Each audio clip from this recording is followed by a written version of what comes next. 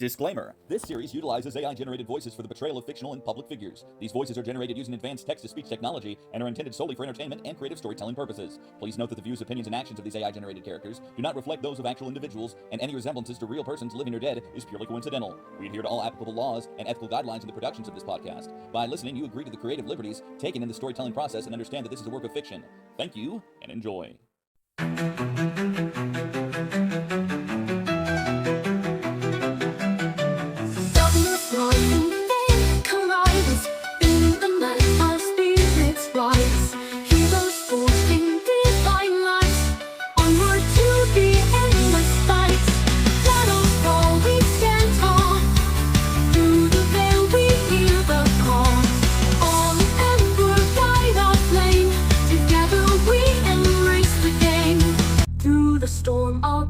Ignite, united in heaven's light.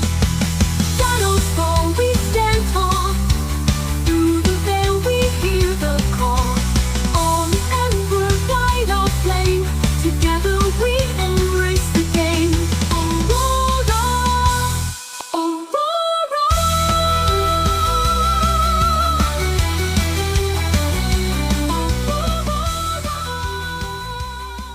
Welcome, gentlemen, to the Dungeons & Dragons homebrew world of Aurora. I wanted to think outside of regular modules and cook something original up. Tonight, we embark on a journey where literally light clashes with darkness, where heroes rise and demons come from the shadows. I take it you guys got my Google Doc with all the lore I wrote? Yeah, man. That had a lot of pages. I wasn't finna read a book. Well, I have given this homebrew a lot of thought. Actually, did you guys read it? No, had no time, Ben. No time at all. I was too busy writing a book of my own. The Art of the Weave It is the best-selling spell book of all time. This grimoire is just terrific. It highlights all of the accolades of Eldor and Glamoreve. The titans slain, the dragons defeated, the glory, the pain, even the hearts of the young maidens broken along the way. Great stuff. Believe me. Titans? Dragons? Geez, really, Donald? You know we are all at level 1, right? Level 1 for your character would be very limiting. Yes, but not for Eldor and Glamoreve. His long golden hair said to have been spun by the divine himself. Aha! I see you referenced the deity of this kingdom. I knew it, Donald. You did read the doc. I may have skimmed it, Shapiro, yes, but it was just to give a frame of reference to all the places and people that admire Eldor the Magnificent. Ahem. Anyways, Ben, I have to say 199 pages of lore was quite a lot. But I managed to read most of them. I find homebrews really interesting. And this really compelled me to dive on in and create a character that was out of my comfort zone. Thank you, Barrack. I am glad you appreciated all the hard work. I was very passionate about this story. I read the thing too. Loved the part about the, the thing. Excuse me. What? What thing? You will have to excuse Joe Shabibo. You see, you are what you eat. That's what they say. Everyone says it, and Joe's brains are unfortunately just ice cream because all he eats is ice cream. His ice cream brain is melted in the room's temperature. Oh, shut up, fat ass. If you are what you eat, then you are a greasy, fat Big Mac. I'm not fat, Joe. This bulk you see before you is the result of my high-protein diet and my carb loading. This is the same diet that they give powerlifters. You know, I wouldn't expect someone with a melted brain to understand this, though. I think you're supposed to be powerlifting, Donald, if you are going to eat like that. I would, Obama, believe me, but being in all these wonderful D&D campaigns really takes up a lot of my time. Plus, I am making America great again, and I plan to fit it in my schedule. Joe, on the other hand, must have a lot of extra free time since he chickened out of the presidential race. Fit? You couldn't even fit into Jared Fogel's before jeans, fat ass. You know, man, his big pants before he lost all that weight. Oh, you would make references to Jared Fogel, Creepy Joe. You and him must have a lot in common. Must have met on a particular island owned by a man that definitely didn't kill himself. I mean, that's what they are saying. You, Jared, and Jeff, the three creepy amigos. Guys, please, we don't have a lot of time. In interest of keeping us on the right track, allow me to lay the framework of the campaign, and then we can go around the table and introduce your player characters. Welcome to Aurora, a continent forged in the fires of both divine light and ancient darkness. 2,000 years ago, this realm faced the gravest threat it had ever known, the Blight. It was a corruption so deep, so malevolent, that it nearly devoured the world. At the heart of this darkness was the Harbinger, an Abyssal Lord who sought to enslave all of creation under his infernal rule. But hope was not lost.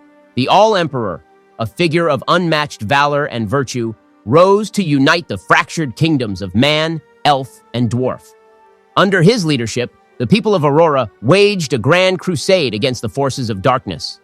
In a titanic clash, the All-Emperor sacrificed himself to seal the abyss and defeat the Harbinger, driving the blight from the land. In the wake of his victory, the All-Emperor established a new order, a society built on the worship of the divine, the one true God who protects and guides the people of Aurora. Since that time, polytheism has been outlawed, seen as a dangerous path that once opened the door to the blight's corruption.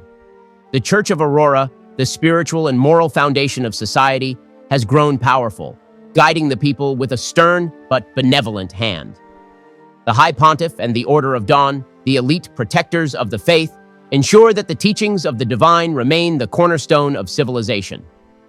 Any whispers of heresy are swiftly silenced, and the light of the All-Emperor's legacy continues to shine brightly, or so it would seem. But beneath the surface, shadows stir. Rumors of corruption within the church, strange occurrences in the far reaches of the continent, and the reappearance of creatures long thought extinct have begun to spread. Some fear that the blight was never truly defeated, that it has been lying dormant, waiting for the right moment to strike again. We find ourselves 2 millennia after the blight, a time of prosperity, enlightenment, and security for the kingdom. As I said, no abyssal sightings for centuries, and the kingdom mostly deals with goblin skirmishes and orc battles against the orcish tribals outside the nation's borders. Ben, before you shower us with any more of your 199 pages of lore, let me tell you about the main character. He's a sorcerer, right? He's going to be the best. In fact, many people, I don't say this, but many people already think he is the best. Just like everything I do, it's going to be tremendous. I'm playing Eldoran Glamoive, a sorcerer with incredible powers, charisma off the charts, and a smile that could sell ice to Eskimos. He wrote this book based off his amazing feats and adventures, The Art of the Weave. In it highlights how he's defeated the titans of old, wielded Excalibur, clasped the golden fleece, and slayed the vicious dragon. Very good, Donald. What about you, Joe? Yeah, man, I really like the part about, the thing. Oh, that's right. I remember Ben. He's talking about God the divine. That's for some reason his word for it. Yeah, that thing. I heard that the one in charge was called the, what was it now? Oh, the High Pontiff? Is that what you mean? The head of the church is called the High Pontiff. No, but something like that. Hey, it was called the High Planif. Plain Tiff, that's it. That's me. You can't play as the High Pontiff, Joe. That's an NPC. That means non-playable character. I know that, Jack. That's why I'm playing Neeg, the I plain ... Tiff. I saw the vision of a trash fire, and now I'm the bearer of the sacred flame. Something about a pontoon, man, I think. I'm going to lead the goblins into this trash can fire. And man, let me tell you, fire's dangerous, folks. A bear once told Neeg that, told him that only he could prevent forest fires. Okay. Wow, wasn't expecting that. Need a second on processing what I just heard. How about you, Barrack? And I'm playing Mebrod Umbrin, a dark ASMR rogue, just emerging from the Underdark. It's been a long time in the shadows, and let's just say, not everything down there is friendly. But don't worry, I'm still here to do some good in the world. In my own way. All right. We've got a flashy sorcerer, a fire-obsessed goblin, and a shadowy rogue.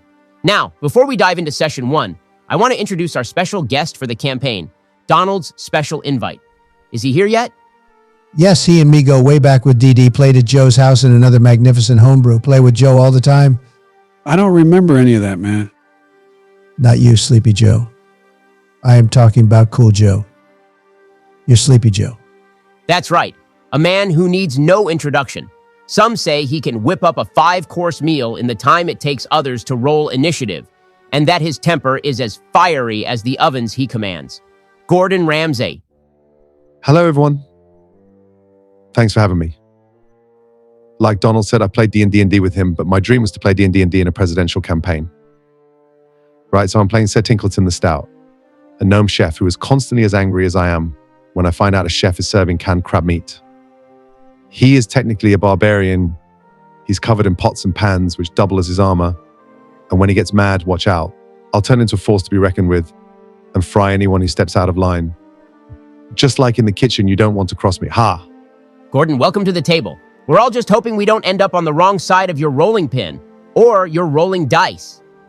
Gordon, glad you could make it, buddy. Maybe after we finish saving Aurora, we can all play Monopoly or Risk another game where I'll show you how it's done. Monopoly? Risk? Simon, man. You guys always play the good games without me. I'll make sure Nee gets invited next time. We can play Candyland. That's my favorite. Come on, man. Ha ha ha ha.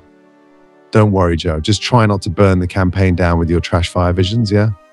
All right, gentlemen, let's focus. Here's the exciting beginning, the flicker before the flame of your adventure. You see, you all will be starting in a tavern. How original.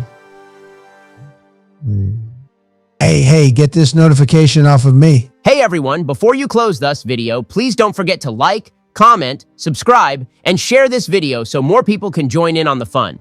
We've got an epic campaign that is based off the story of my IRL tabletop homebrew, and your support really helps us keep this going. Well folks, that wraps up our session for today. I want to extend a massive thank you to everyone who tuned in. The editor and I have been working hard to get a campaign and an AI Presidents video series off the ground, and I'm genuinely excited about the direction we're headed. Building an audience is the first step, and your support means the world to us. A special shout out to the AI presidential community. You guys are awesome. Huge thanks to Crafty GG, the Absolute Goat, Melchitron, Tekken AI, Kokomimi, and Brickhouse AI for answering my endless questions and offering invaluable advice. There are too many D&D AI Presidents channels out there to name them all, but trust me, I've seen every single one of you, and you're all crushing it. And remember, folks, if you enjoyed this, make sure to like, comment, subscribe, and share. We've got more epic adventures planned, and we want to bring as many people along for the ride as possible. Until next time. Welcome back, everyone. Thanks for the support from Session 0. I've been thinking it over, and to make things more substantial, I've decided to start you all at Level 2. Well, I've always been level 2 material. Believe me, tremendous decision, Ben. Tremendous. You certainly are very level 2, Donnie. I mean, that's why you lost to me back in 2020. Big talk, little Joe, real big talk, especially since you dropped out of this race. A wise choice, Ben. The shadows grow deeper in this land. I can just feel it. And so too must our power. So in Session 0, I mentioned a tavern. This tavern is named the Gleaming Pickaxe. It is nestled into the mountains in the city of Castrum Ephraim. The city itself is carved into the rugged foothills of the Ephraim Mountains. Castrum Ephraim is a fortress city forged in the crucible of industry and craftsmanship. Its towering forges belch smoke into the sky, while its skilled artisans and craftsmen labor tirelessly to produce weapons, armor, and machinery for the Empire's armies and fleets. Yet, amidst the clang of hammers and the roar of furnaces, Castrum Ephraim also boasts a rich cultural heritage, with grand halls of learning and vibrant guilds dedicated to the pursuit of knowledge and skill. There are many humans that take resident here, but the city is primarily dwarves. Dwarven clans built this ancient mountainside city many years ago, their expertise in mining and metallurgy making them invaluable to the city's mining industry. Wake up every day to the sound of crushing rock. Got a clock in early, no time to gawk or talk. Pickaxe in hand, we head below. In Castrum Ephraim, where the cold winds blow. Gotta keep on the grindstone. Castrum Ephraim, Castrum Ephraim. Working hard up till the bone. Castrum Ephraim, Castrum Ephraim. You ain't gonna make it if you ain't hard as stone. The scene opens in the dimly lit tavern, the Gleaming Pickaxe. The air is thick with the smell of ale, roasted meats, and the faint scent of coal from the nearby mines. The tavern is a mix of humans, dwarves, and a few other scattered races, all looking to unwind after a long day's work. Eldoran, the elegant elven sorcerer played by Trump, struts over to the bar where a young, beautiful human barkeep is cleaning mugs. Her name is Sienna, and she glances up at Eldoran with a shy smile. Well, what do we have here? My dear, I'll take today's special and a fine glass of wine. What does the sign say? Pork chop, okay, I'll take it. What is it they say? Make it huge for me, would you? Oh, of course, the special today is. Well, actually, we just ran out of the special. I am so sorry. Oh no, because I so look forward to the special. In fact, I was hoping you would share the evening with me, Eldoran Glamourweave. I'd say perhaps you have heard of me, but we both know you have. I am a famous hero. My trademarked epic was highlighted in the novel Art of the Weave. It was written by that famous author Eldor in Glamourweave, which is also me. Actually, sir, I have never read that book. But I am not much of a reader. I have to work twice as hard around here, you see. My beauty feigns in comparison to Brunilda. She gets the most attention and the most tips. At that moment, Brunilda, the dwarven barmaid, stomps up to the bar. She's everything Sienna isn't. Stout, boisterous, and sporting a thick braided beard. Aye, Sienna, what's this then? Who's that? Beautiful and fair elf lad here. Might have to break me off a piece of that. Damn. Eldoran, you turn and see a sturdy, bearded female dwarf. She eyes you like you're the tavern special. And this big girl is hungry. Och, you're a smooth one, aren't ye? Beautiful smooth elf man. How about a round of drinks on me, eh? Maybe we could get better acquainted? I am flattered, really, but I'm very busy, saving the world and all that. Help me, Ben. Stay in character, Donald. You wanted attention, and now you have it. Meanwhile, Neeg, Joe's goblin druid, clambers onto a table, waving his tiny arms wildly as he tries to gather attention. Listen up, everyone. The trash can fire. It's a vision. It's a sign. The flames, they speak to me. I am the pontoon. Oh, no, not the pontoon. He playing thief. We got to start this fire hot, burning hot. And make the corn pop, they say. Burn it all down, but in a good way. Just like, clean up the trash with fire. Interesting introduction, Joe. You turn a lot of dwarven heads in this tavern. They stare at you for a moment. A few laugh, and they turn back to their drinks. Barrack, you see this goblin, Neeg. He is attracting a lot of attention near your table. Plain thief you called yourself? Good gracious, perhaps you could tone it down a bit. The shadows appreciate silence. But the holy fire, we didn't start the fire, man. It was Billy Joel the Bandit he did. It's real important. Got to get me a matchbox or something. Shoot. The fire can wait, little goblin. Just then, the music in the tavern takes a sudden turn as a young halfling bard, Barnabas, nervously plucks at his lute. The cheerful tune abruptly shifts into something more melancholic, and the atmosphere changes. Big Bob, the largest dwarf any of you have ever seen, slams his fist on the table, causing mugs to spill. He glares at this little brunette halfling. Barnabas, you had overheard his name as. Tarnation. What's this sad sack of a song, eh? We want something lively. Play that again, and I'll shove that lute where the sun don't shine.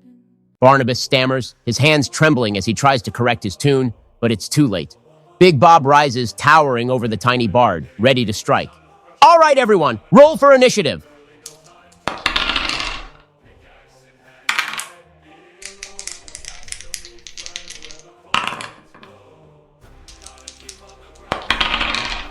All right, we're starting combat. Neeg, you're up first. What do you do?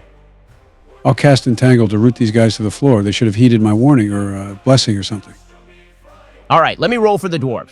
Okay. Oh, not good. Not good. That's fine. Ooh, looks like they all fail except Big Bob. You can tell this fella is very strong. Big Bob shakes off the vines like they're nothing, but his two friends aren't so lucky. They're stuck. But one has a crossbow, and he unsheaths it from his pack, ready to fire. Your turn, Barrack. They're going for murder now, huh? Well, as Joe's goblin might say, let's fight fire with fire. I'm moving in for a strike on the dwarf with the ranged weapon. It looks like he is right on the edge of the entangle, so I could hit him without risking getting caught. Go ahead and roll to hit. I'm going to go for that sweet sneak attack as well. Since he's entangled, I'll roll with advantage, 17. That's a hit. You land a solid strike, roll for damage. Altogether, 11 points of damage, Ben. That does it for Big Bob's ruffian friend. Tell me how you want to do it. They don't even know I've joined combat. I come from the shadow corner.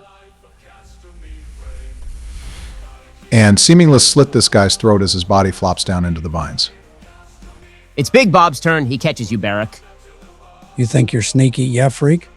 We've killed for a lot less than this. Let's see how you like the pork chop special. Big Bob swings his hammer at you, Umbrin, and it kicks the table in front of him, sending it flying towards you. He rolled a 21 to hit. You take 7 damage, and the table crashes into the group, scattering everything, including the special. It was the last pork chop from the tavern's menu before they had to 86 it. Sad, Donald, as you see this beautiful table fly into this roguish figure, you wonder what the special you were oh so denied would have tasted like. That being said, it's Gordon's turn. He's been quiet. Have you seen him? I have been listening from the other room, and my blood is boiling like a lobster dinner. How dare he? Oi. That was my pork chop, you oversized buffoon. Do you know how hard it is to cook for you ungrateful miners? I'm raging. I charge at Big Bob and swing my long sword, which is actually just kitchen knife, but I am so little. I'm like 2.5 feet tall, so this is pretty big for me. Roll to hit! Oh, I am absolutely fuming. This idiot sandwich is going to get. I rolled a 17. And with my rage bonus, I have 12 damage, Ben. You land a powerful hit. Big Bob is definitely feeling that one. To be honest, he probably only has 1 hit point left. All right, Eldoran, you're up. Stand back, everyone. Time to show you how it's done. I cast Firebolt. Roll to hit and don't forget to roll on your wild magic table. That's right, boy. I am a wild magic sorcerer. Capable of spells that no other sort of mage could ever be. Well over 100. They always intentional and not a mistake, ever. 19 to hit, and I rolled a 48 on the wild magic table. No whammies, please. Big Bob's going down. Firebolt strikes Big Bob hard, sending him crashing to the ground, nearly unconscious. And a 48 on the wild magic table is... Oh, it's Fly! You cast Fly on your target, sending them directly upward 60 feet. And since the tavern is not nearly that tall, and it has a stone ceiling, it knocks Big Bob very unconscious. Kovef A. Ha, I totally meant to do that. And that, my friends, is how you save a tavern. With Big Bob down and his friends restrained, the fight's over. You've won! Someone go and fetch me that pork chop. 10-second rule and all. The tavern settles back into a tense calm. You've made quite the impression. The rest of the tavern cheers as Barnabas begins to strum a lively tune, this time with a much more upbeat melody. The party members bask in their victory, each showing off their unique skills. The tavern settles back into a tense calm. You've made quite the impression. The rest of the tavern cheers as Barnabas begins to strum a lively tune, this time with a much more upbeat melody. The party members bask in their victory, each showing off their unique skills. He removes his hat and says, Well, well, well. Looks like y'all could handle yourselves in a scrap. I might have a little job that could interest you, if you're up for the challenge. My Georgie. My Georgie. Yo, it's George. What a welcome surprise. The big Dubia. Wow, what a fight. I think George is a perfect cliffhanger to end the session on. You all did great. This was an awesome first session. But Gordon, you came in at the end there. Where were you? Well, I saw on your desk that lone note for the tavern's menu pork chop special. So I ran to the kitchen and made us all one to enjoy after the session. There is one for everyone, that is, if Donald doesn't mind sacrificing his second one for George. For my pal George, anything. Before we go, I want to thank everyone for tuning in. Your support means a lot as we get this campaign off the ground. A huge shout out to the AI presidential community. Seriously, you guys are incredible. Special thanks to Crafty GG, Melchitron, Tekken AI, Kokomimi, President Ashenheart, and Brickhouse AI for all the advice and inspiration. You've all been a massive help. Thanks to all the channels. If you enjoyed this, please like, comment, subscribe, and share it so others can join in on the fun. We'll be back with more, and I can't wait to see where this adventure takes us. Thanks again, everyone. We are going to leave everyone from the original song we made for Castrum Ephraim. Wake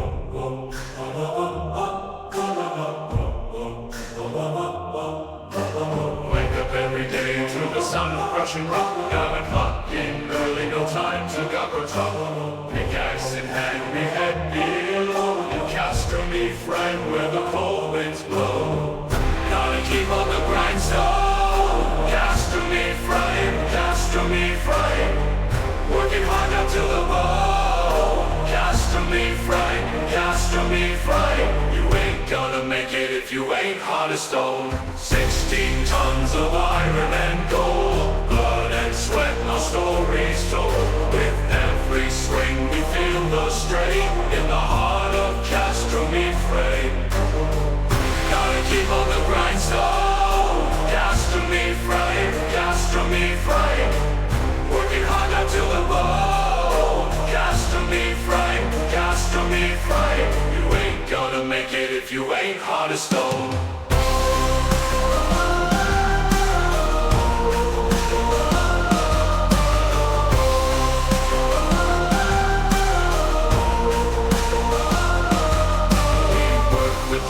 From dusk till dawn, the mountains grip our spirits strong.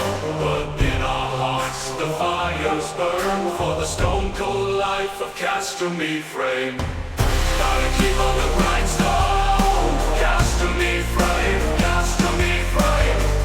Working hard not to the bone. Gastronomy frame, gastronomy frame. You ain't gonna solo these ancient walls. With every strike the mountain calls. We're bound together through thick and thin in the legacy of gastronomy frame. Gotta keep on the grindstone. Gastronomy frame, gastronomy frame. Working hard not to the bone. Gastronomy frame, gastronomy frame. You ain't gonna make it if you ain't hard as stone. Gastronomy frame, gastronomy frame. Gastronomy frame, gastronomy frame. Gastronomy frame, gastronomy frame. Gastronomy frame, gastronomy frame.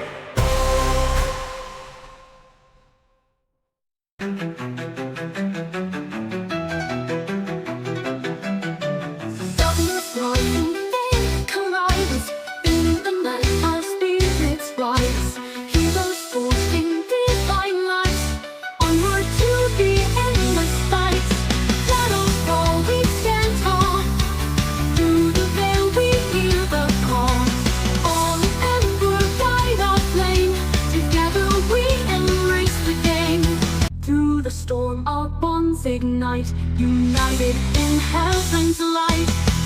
Shadows fall, we stand tall. Through the veil, we hear the call. On ember guide our flame. Together we embrace the game. Aurora, Aurora.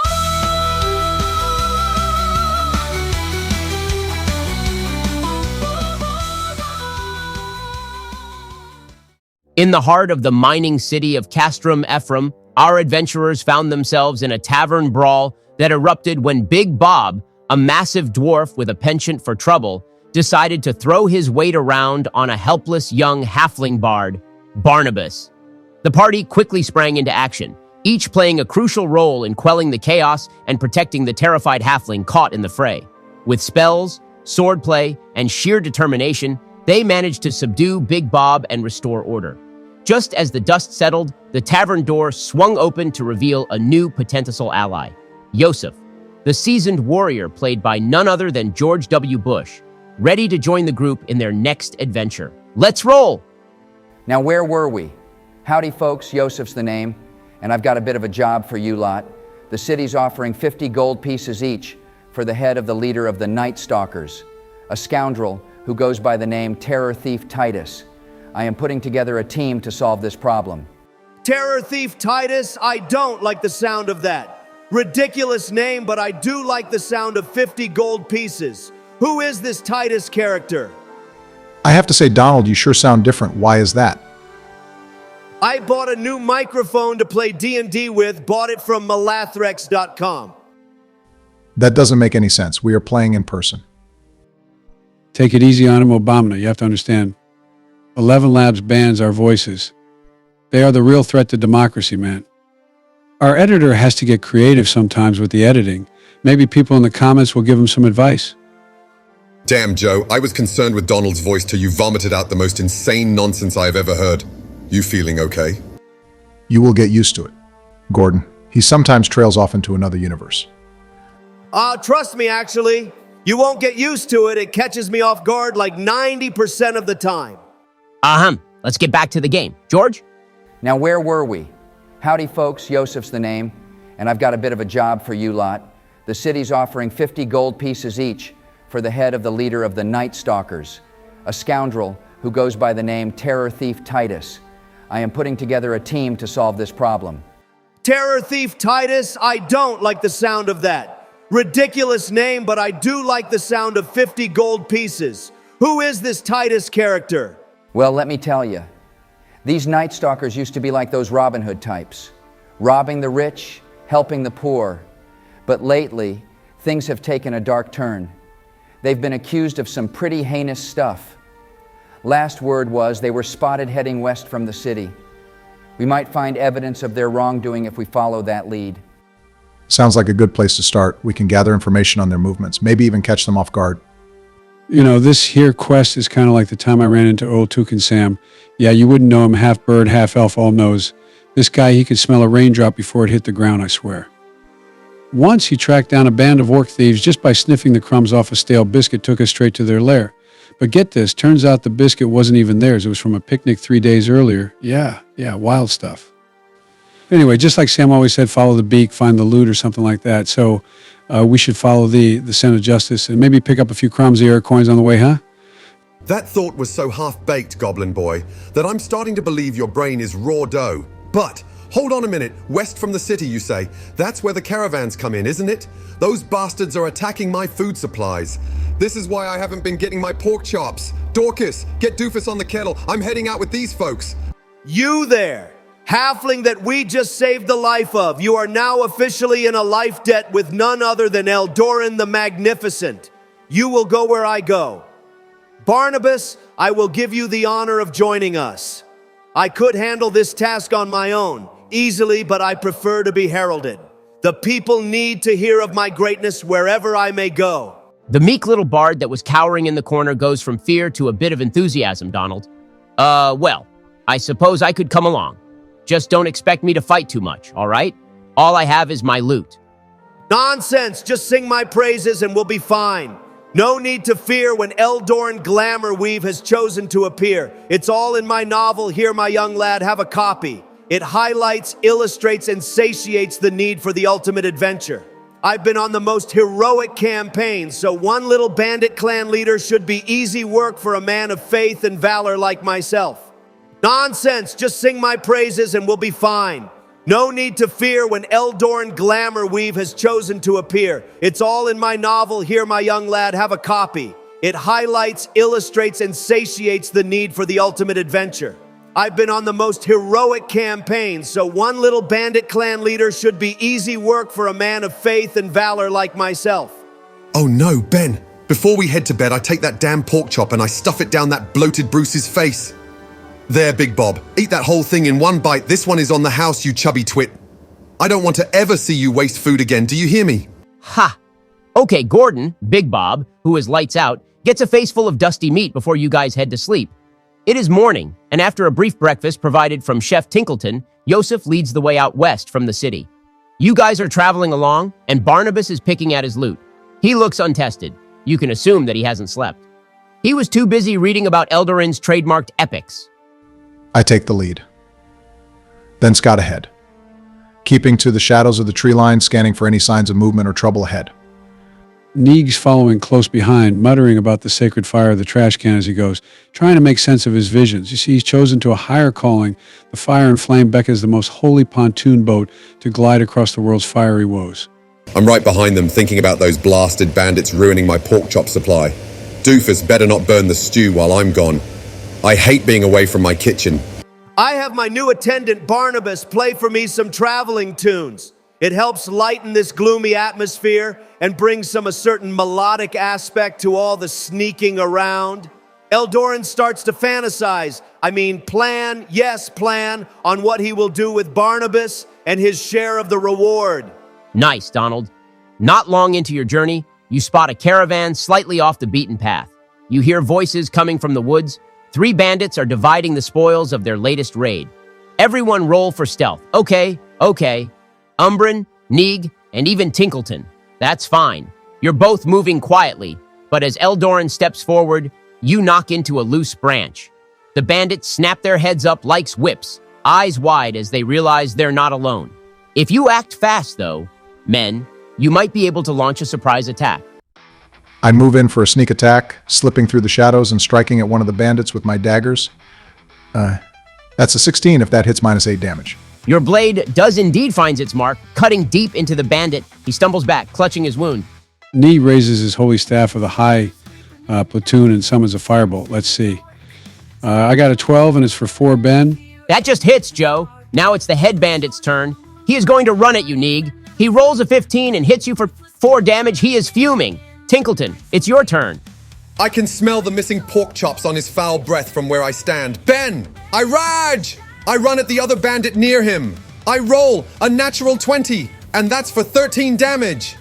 Our first natural 20 of the campaign. Oh, okay, Gordon. Wow. Wasn't expecting that. Tell me how you want to do it. I scream at the top of my lungs about the pork chop, and I tenderize this poor sod's meat with my whole body as my pots clang like a church bell. I finish the little thief off and instantly glare at the brute attacking the goblin bloke. I scream at the top of my lungs about the pork chop, and I tenderize this poor sod's meat with my whole body as my pots clang like a church bell. I finish the little thief off and instantly glare at the brute attacking the goblin bloke. The bandit brute, you can tell, notices you from the corner of his eye. As nervous as that makes him, he plans to finish off the little green guy first before finishing off whatever the heck he thinks you're about. The third and final bandit, in a rush of fear and adrenaline, decides to make a bum rush for you, Gordon. It seems like this group initially disregarded you and couldn't possibly believe you as the tank, and it cost them one of their comrades. This guy doesn't want to make that same mistake. On his way over, he turns on a dime and aims his crossbow at you. He rolls 10 damn. As focused as he wanted to be, nothing could have prepared him for this eclectic group. Donald, it's Eldoran's turn. I honestly feel bad for the guy. He's embarrassing himself in front of his big boyfriend and his, dead friend. Let's lighten up his day. I'm gonna hit him with a firebolt. I rolled a 14 and 7 for damage. The firebolt hits the bandit, singeing him and causing some serious burns. But let's see what happens with your wild magic surge. Looks like we got a 48. Wow, this one is weird. Oh boy, here's what happens. A burst of shimmering light erupts from Eldoran, and suddenly, all creatures within a 10-foot radius, including Eldoran, are surrounded by a magical, protective bubble that grants them advantage on saving throws until the end of their next turn. The bubble is rainbow-colored and makes a soft, soothing hum. It's pretty effective, but rather eye-catching. Well, I meant to do that. Look at me. I'm basically a walking, talking rainbow of protection. Fantastic. Yes, it seems to cover everyone but the two bandits and Neeg. With the bandit singed and the bubble up, the party is now more protected. The bandit is visibly disoriented by the unexpected burst of light and the fire damage. Okay, George, it's Yosef's turn.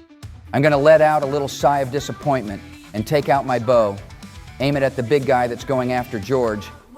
I rolled, a 7. Not good. Not good at all, George. Umbrin, your turn. I have to say, Ben, not really used to having a foe this up close and personal. I suppose I'll take a stab at something new, if you pardon the expression, and go in for the kill. I rolled. Dang it. Only an 8. Well, don't worry about it, Barrack. It happens. Joe? Joe, are you up? Oh, he's sleeping. Leave it to sleepy, sleepy Joe to fall asleep in the middle of a fight. Sad, very sad. Gordon, you still got that pot that you brought for your flavor? Yup, Donald. Not flavor for the entree, but rather flavor for my character, Tinkleton. That pot-clad bloke is really growing on me. Okay, here it goes. Wake up, Joe. Wake up. Ice cream. He's talking ice cream already? Wow. No, I scream. I scream with the rage of 1,000 damn souls. I summon my major, my wildfire spirit. He erupts from the ground like he tore himself out from the depths of Tartarus itself. Like a hellhound unleashed, it roars and rips through the void, hungry for vengeance. It lunges straight for the jugular of that wretched abomination. He targets that brainless brute of a bandit. His sins are an abomination, and I, as judge, shall make this the day of his final judgment. I roll. A dirty 24. 8 fire damage. Fate be damned, I am banking on Major S. fury to slay this monstrous filth. Major S. teeth tear into the beast, dragging him to the beast, dragging him to the earth in a maelstrom of flames and destruction. Are you okay, buddy? Well, I don't like you that you were assumptive, but you are correct in that this would kill him. Is this Joe on his meds or off his meds? Well, Well, in spite of it all, the last bandit starts backing away. But it doesn't seem to be because of your protected bubbles or Joe's fiery mongrel, or even too much self-preservation. Almost as if his face is already sealed to something far worse. True fear. Capture him, men. We need to question him. The bandits didn't stand a chance. After some fierce fighting, only one remains. You surround him, weapons drawn, ready to interrogate. But before you can, he cries out in terror, "Morgren! No, not Morgren! Please, no!" His voice rises in pitch, and he gives out an ungodly scream of agony. His eyes roll back fast, and his body begins to convulse. In what seems like mere seconds, his mouth and throat begin to disintegrate. His eyes sink like black sand to the back of his skull. Even though you were his enemy, his hand reaches out towards you for help, but nothing you could do could save him from what happens next. As his body withers up like a rotten fruit, a dark laughter emanates from within. It is not pleased with his failure to kill you.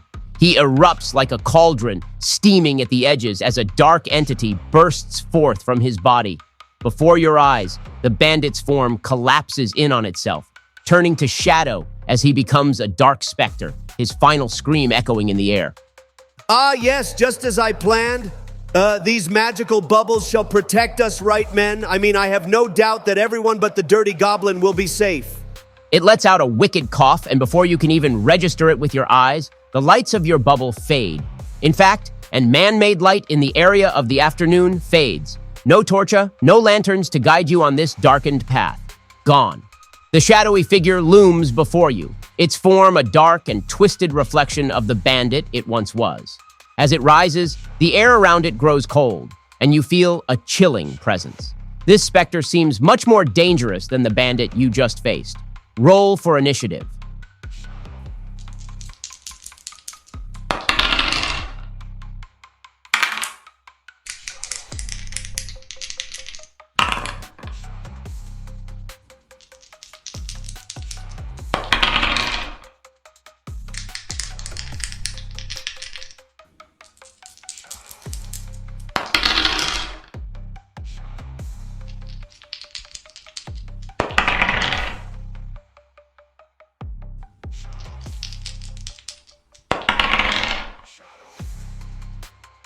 I got an 18. 14 for me. I don't like how it can put out flames. I'll protect you, Major. 12, mate. I don't like what this bloke is cooking. 10, but I don't need to go first to win. Stand back, Barnabas. Eldoran Glamourweave knows exactly what to do. I did defeat the Gorgons after all. Not good. I stand back with rolling just a 7. Not my day. The Spectre rolls an 8. You have bought a moment from your demise. All right, Umbren, you're up first. Umbren narrows his eyes at the Spectre. We need to end this quickly before it does any more harm. I dart forward and take a stab with my blade. Well, my roll. That's a 21 to hit and 6 piercing damage. Your rapier pierces through the Spectre, but it's like stabbing into smoke. It takes the damage, but not as much as you'd hope. Take out the trash, huh? I'll handle this. I conjure a flame in my hand and hurl it at the Spectre. Let's see here. That's a 15 to hit and 7 fire damage. The flame burns brighter than expected as it hits the Spectre, causing it to hiss and recoil in pain. Fire seems to hurt it more than physical attacks. You, overcooked bloke. You are standing between me and my hopes of opening a bistro someday. I charge at it with my kitchen knife blade and swing with everything I've got. I have, only a 9. Drat! When it comes down to it, Tinkleton is just an idiot sandwich. You swing with all your might, but the Spectre shifts just in time, and your great club passes harmlessly through the air. Your highest efforts in the effort to cancel your own wake are all for naught. This thing peers into your souls as if it has made your funeral arrangements. Eldoran, your turn. I'll finish this, just watch. I point my finger and cast Firebolt. I roll a 15 to hit and 5 fire damage. The firebolt sears through the Spectre, its form flickering wildly as it struggles to maintain its shape. It's looking severely weakened. You seize the moment of confidence as you encounter every cry of the damned. You are so scaring us, Ben, but yes, I meant to do that. Wait, I feel something strange. My wand. Let's see, I rolled a 36 on the wild magic table. Suddenly, a burst of flower petals explodes around you, filling the air with the scent of roses. It's completely harmless, but very fragrant. In the depths of your soul, you feel as if you merely bought flowers for your soon-to-be dead friends.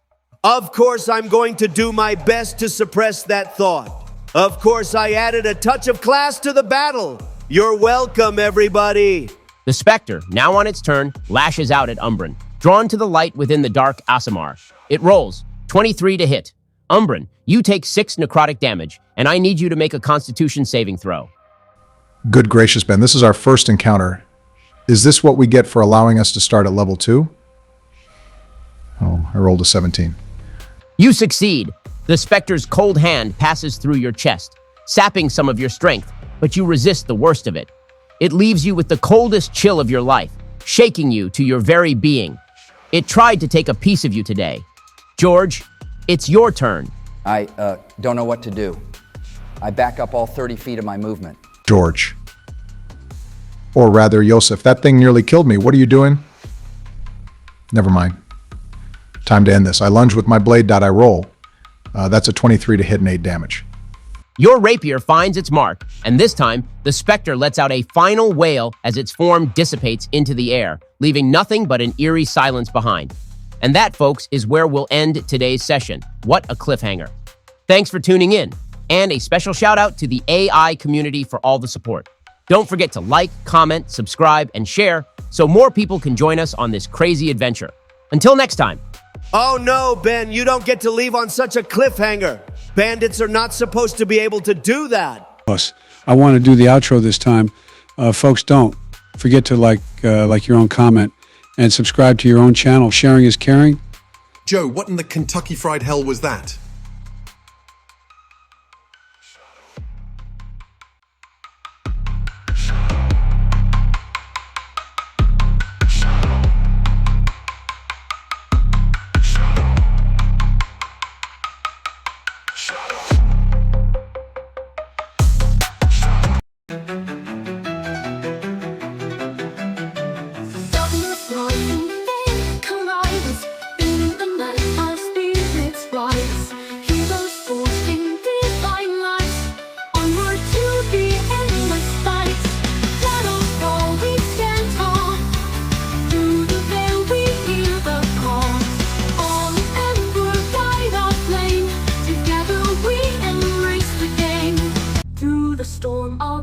Ignite, united in heaven's light. Shadows fall, we stand tall. Through the veil we hear the call. On ember light our flame. Together we embrace the game. Aurora,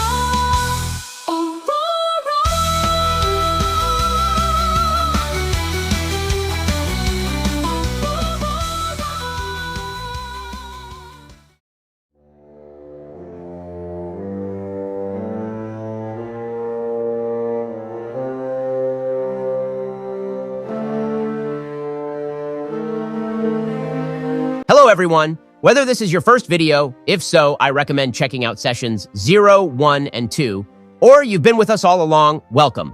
I plan to finish this arc, which is based on the homebrew D&D 5e campaign I'm running with my IRL friends. Occasionally, you might notice similarities to other AI President content, but that wasn't my intention. This is more a tribute to the AI President campaigns I admire. While views are few, this project is a passion of mine, blending literary works and concepts I love. Feel free to explore my other creative videos, but for now, let's dive in.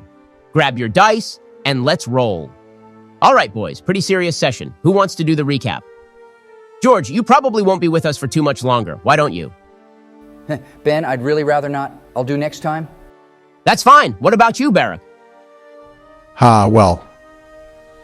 Okay, I can give it a go. Well, Ben, you managed to emotionally scare a fresh-faced young party. I feel sorry for Gordon since he has not played with us before, but we met with George, or rather Yosef, a mysterious but friendly fighter who was organizing a group to get some gold for taking out the leader of the Night Stalker bandits, Terror Thief Titus. For the first time ever, our party decided to converse and see our compatibility, but just as we figured that out, we found a wrecked and ransacked merchant cart, and 3 night bandits were going through the spoils. We didn't do too bad. They got some pot shots and we eliminated them down to 1. But then he started screaming about this Morgren character, and he, I don't know how to put this, dissolved into the most horrifying thing that we, in or out of character, have ever seen. Shade, I couldn't cut it, but then we realized a little magic. Or maybe some light possibly took it out. That was one way to put it. I am pretty sure you made Joe piss himself. Dreadful. Is that what that awful smell was? Had to be Gordon, and I'm pretty sure he still is wearing them. That's not the smell of my pee, fellas. Need characters around a jar of pixie pee everywhere he goes. It wards off owlbears. It really works. This recipe was given to me by the wise old medicine man Freddy Frogfogel, or maybe it was croaky boy Kevin the Bulwark Bandit. The hoppiest little alchemist this side of the old bog. He wasn't just Jumpy Jack, I'll tell you. He had some genuine meatloaf up there. I'm talking brains. He could outthink a Spanx. Yes, Joe. Please don't bring that jar of pee back out on the table again. The forest closes in around you as you venture deeper off the beaten path. The air grows colder, and the trees seem to huddle closer together, their branches like skeletal fingers scratching at the sky. It's getting darker, and an uneasy feeling settles over the group. The sounds of the forest seem to have fallen silent, leaving only the crunch of your boots on the underbrush. Then, suddenly, a blood-curdling shriek echoes from the bushes to your left. What the hell was that? Fellow travelers, I'm keen to the shadows, but never full know what lurks within. Look lively. Bloody hell, what now? I've had it up to here with these woods. I've heard this sound, many times before. That or never before. I don't remember regardless, though. If I have heard it, man, it might be a good sound. I'll go check it out. No, Neeg, wait, let's not do anything hasty. You don't know what that sound is. But before anyone can stop him, Neeg shuffles over to the bush with a surprising amount of curiosity. You all watch in horror as he pushes aside the branches. What could be lurking behind there? Aha. Well, looky here, folks. It's just a fox, a big old fox, but just a fox. A fox. Neeg, my heart almost stopped. Wow. That could have been anything, you daft git. Be more careful next time. Yeah, Joe. It is indeed a fox. Don't know how you knew that, considering I hadn't said yet, but yes. The fox is indeed large, its fur matted and dirty, with a noticeable wound on its leg. It whimpers softly, clearly in pain. Poor little guy. Don't you worry, old Neeg's got you covered. Let me see what I can do. Let's see, I'll roll a nature and a medicine check. We got a 12 and a 16, respectfully, man. Neeg, you recognize that this fox is no ordinary animal. It's been enchanted somehow, but you're not sure by what or why. You also successfully tend to the fox's wound, and as you do, it calms down, its large eyes gazing at you with newfound trust. The wound begins to heal rapidly under your care. Nice work, Neeg. I didn't know you had it in you. Just a little know-how and a lot of care. This guy will be back on his feet in no time. As you finish tending to the fox, you hear a rustling in the trees above. Then, from out of the foliage, drops a tiny figure, no more than a foot tall. It's an elderly gnome with a long white beard, dressed in a red pointy hat and a blue tunic. Blimey, this old-timer is even smaller than me. Oh, my stars, thank you so much for helping my dear friend Swift here. You see, I'm David the gnome, and I've been tending to the animals of this forest for centuries. Centuries, I tell you. Swift and I were just on our way back from gathering some herbs, very rare, very potent, for some of the forest creatures when we got separated. Poor Swift must have wandered into one of those nasty bandit traps. Oh, you don't know how grateful I am, really. It's not every day you come across folks as kind-hearted as you lot. And would you believe it? I've seen some things in my time. Let me tell you, gnomes have been around these parts for ages, but we're not as visible as we used to be, no siree. Nowadays, it's all about staying hidden, avoiding trouble, and just keeping to ourselves. But I digress. Did I mention I'm a healer? Yes, an animal healer, though I dabble in other remedies as well, here and there, when the need arises. So, what brings you fine folk into the deep, dark woods?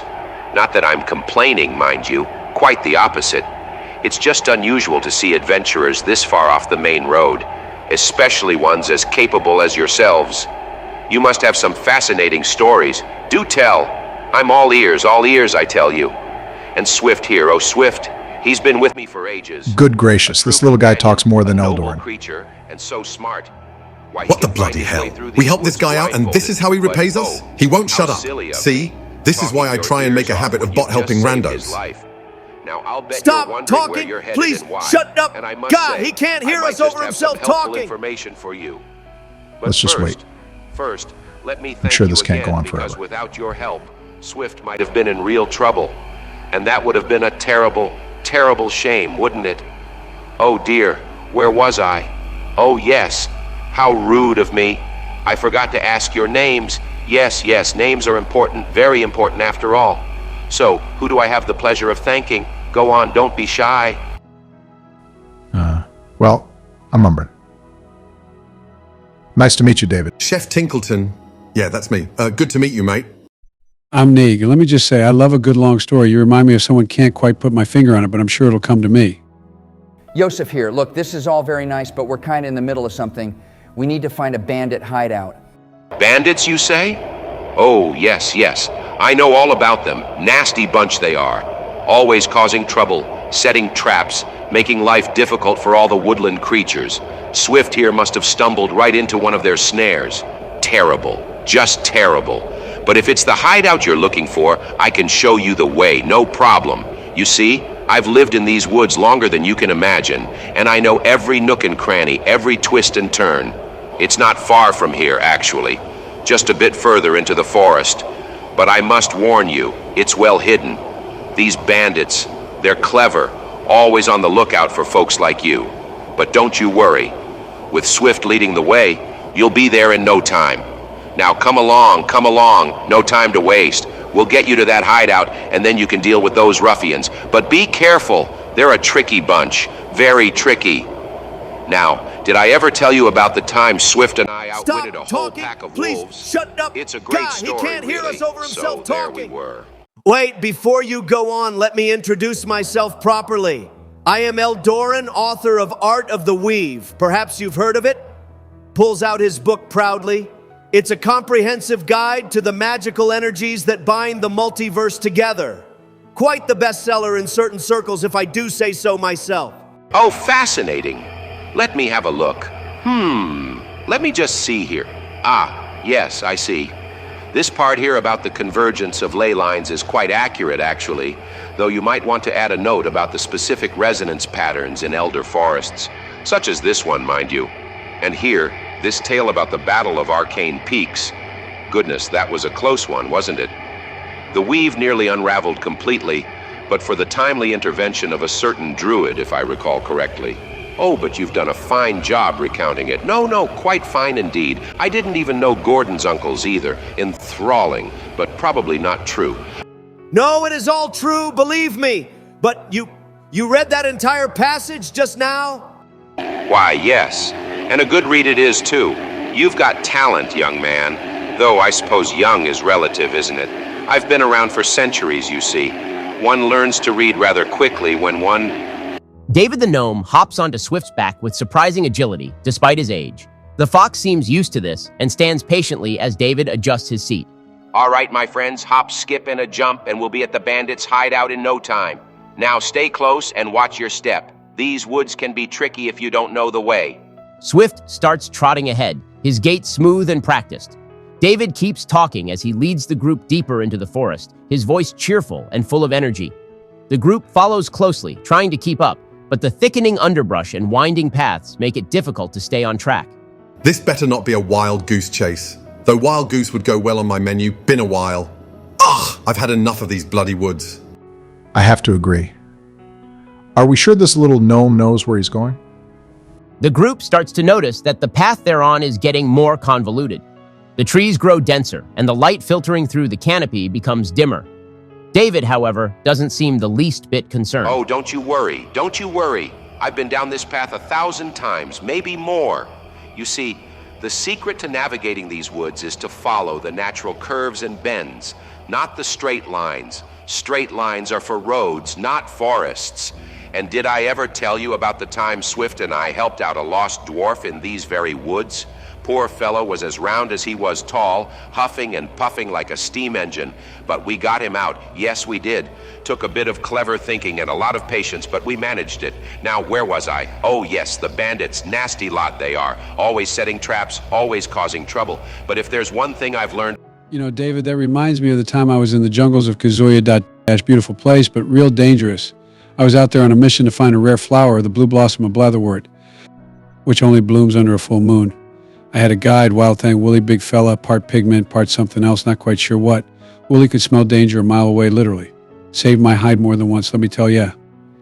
We were out there for days, wrestling with vines that had minds of their own, dodging lightning bugs that could zap you right out of your boots, but Willie, he just laughed it off, said it was all part of the adventure. We finally found that blue blossom, and wouldn't you know it, it started singing the most beautiful song I'd ever heard. Willie and I, we sat there and listened until the sun came up. Never forgot that night. You see, sometimes the journey is just as important as the destination. And it's always good to have a buddy like Willie by your side. Never know when you might need something. No, please stop it. They are bonding. Please do something. Of course they are bonding. Exactly. You've got it, Neeg. You and I were cut from the same cloth, I can tell. It's all about understanding the land, reading the signs, and knowing when to act. Swift here, oh, he's a natural at it. Born and bred in these woods he was. Knows every nook and cranny, every hidden path. We've had our fair share of adventures, haven't we, Swift? Why, there was that one time with the trolls. Nasty brutes. Trolls. Always trying to trick you. But Swift and I, we were too quick for them. We led them right into their own trap, we did. They never saw it coming. Oh, what a day that was. And the thing about trolls is, they never learn. You'd think after a few centuries, they'd pick up a trick or two. But no. Same old tricks, same old stories. Makes you wonder, doesn't it? Why some folks never seem to learn from their mistakes. But not us, Neeg, not us. We learn, we adapt, and we keep moving forward. Huh? That's whatever you were saying there for you to say.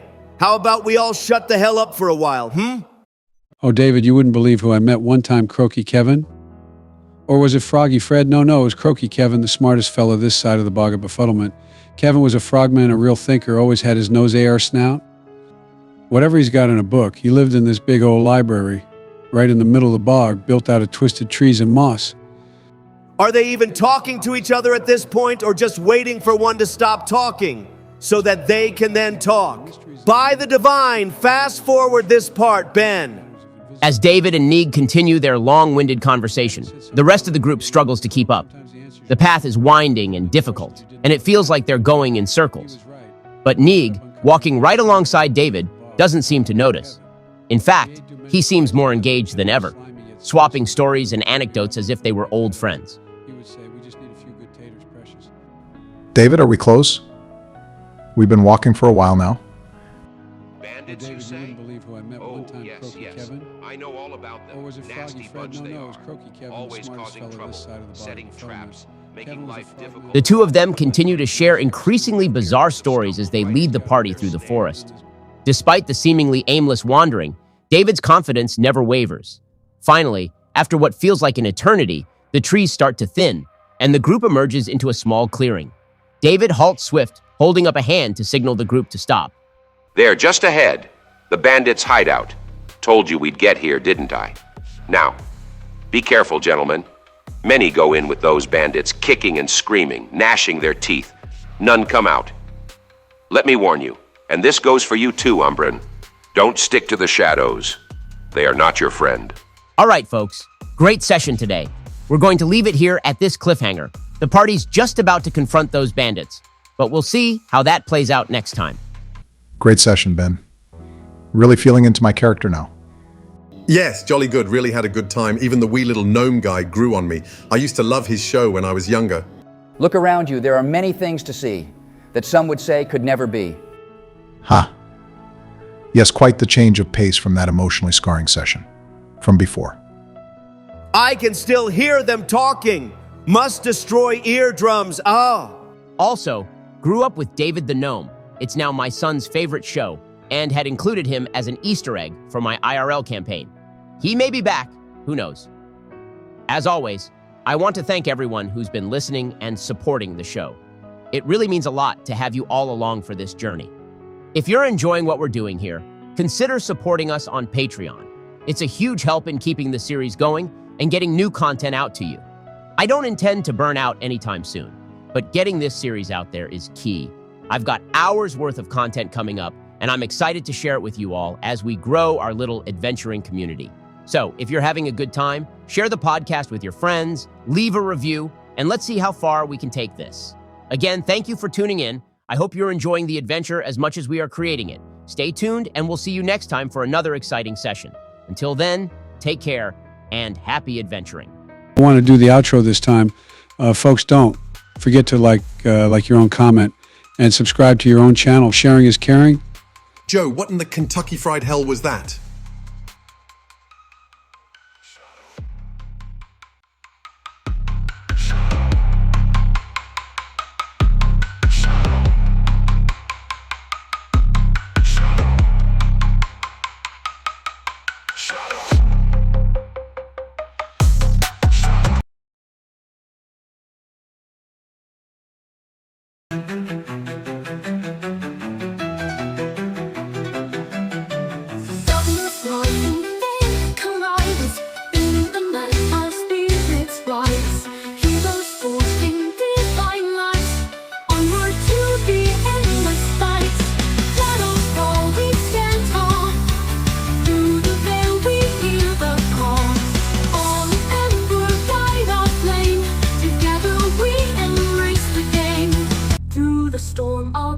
Ignite, united in heaven's light.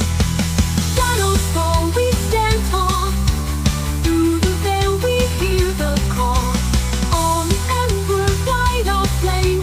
Together we embrace the game. Aurora, Aurora.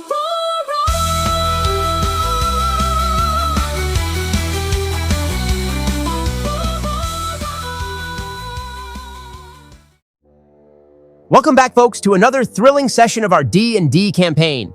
Last time, our heroes faced off against some truly bizarre foes and navigated the strange happenings in this mysterious land. Hey, we look different, Ben. I can't remember if I have good memory, but I think I remember looking differently than this. That's correct, Joe. We updated the character portraits. We thought these looked a little more like D&D 5e portraits, but we can change them back. Maybe even do new ones in the future. No, I like these personally. I do too. We've managed to make Eldoran even better looking. Just whenever I thought I couldn't be more amazed by Eldoran, slayer of the Nemean lion and layer of the wood nymphs of the Feywild, I am more amazed. Oh my, come on, Don. You can't be serious. Well, anyway, it shouldn't be up to us. How about this, viewers? What should we do with the character portraits? Go back to the originals? Perhaps use these for a while? Maybe. Make a poll or change them every other episode. What are your thoughts? Should we use portraits at all? Please feel free to post in the comments your idea. Great idea, Barak. Please let us know your ideas on that or any other ideas you have in the comments below. But before we dive back into the adventure, let's have a quick recap. George, why don't you fill us in on what happened last session? I don't feel too good, Ben. Please, maybe next session. No worries, George. Joe, how about you take a crack at it? You got it, Ben. All right, so last time we were dealing with Vilk and Slim ... Toe, right? Their couple counseling was a real success. I got to say, Richard Simmons, divine rest his soul. He is a real miracle worker, and then I think we defeated Pepperjack Mac, but those other two cottage cheese boys were still standing, right? Oh, Scraggly. No, not Scraggly. Bramblejack, yeah, that's it. He was still around. And Baby Swiss. Was it something about a vacuum cleaner? Joe, that's the worst recap I've ever heard. I've heard some bad ones, believe me, but that's the worst. That's what everyone is saying. You sound like a broken Roomba. Honestly, we need better memory. I mean, I get it. You have the intelligence of a goblin in character. They can be stupid, but how do you have a -4 to intelligence outside of character? Sad. Very sad. Come on, Joe. Really? You forgot the most important part. What about your friend David, huh? Remember? We found that hurt fox in the forest and you patched it up. Huh? I have literally no idea what you're talking about. Let's get back to pro wrestling. Shout out to Light the Kite, miss you, man. Okay, Joe. David the Gnome did help you all out quite a bit. Now that we're all caught up, sort of, let's get back into it, shall we? Bloody hell. If we relied on Joe to remember every detail, that's like baking a damn cake without flour or eggs. My friends, this is as far as I go. The ruins ahead are dangerous, and I've guided you here safely. But before I take my leave, let me bestow upon you a blessing of the gnomes. Yup. You're useless to us now. Time for you to get back into the woods, you rambling weirdo. David the gnome guides the party to an ancient stone ruin, hidden deep within the woods. You can hear him still talking as he loses himself from your sight in the wood's thick tree line. The remains of an old graveyard lie between the edge of the woods and the bandit hideout, its weathered headstones half buried in the overgrown grass. George, roll a perception check. Not bad. I got a 15. With a sharp eye, you notice the graveyard is eerily silent, and the only thing separating you from the bandit guards is a narrow path through those ancient stones. The guards appear unaware of your presence. I'm going to try to sneak closer. Maybe I can get a better vantage point. Rolling for stealth, let me roll my dice here. 21. I'm heading for that gravestone over there. Umbren slips through the shadows, moving quietly behind a large gravestone, hidden from the bandit's view. The rest of the party remains at the edge of the woods. So, what's the plan? Are we charging in, or...? Are you lot serious? We should have been in there by now. They're just a couple of bandits. Hold on a second. I think we should. They have to have more friends in there. I'm sure they do, but with how secluded they are out here, no way they are expecting anyone. We shouldn't be too brash. Maybe let's think this through.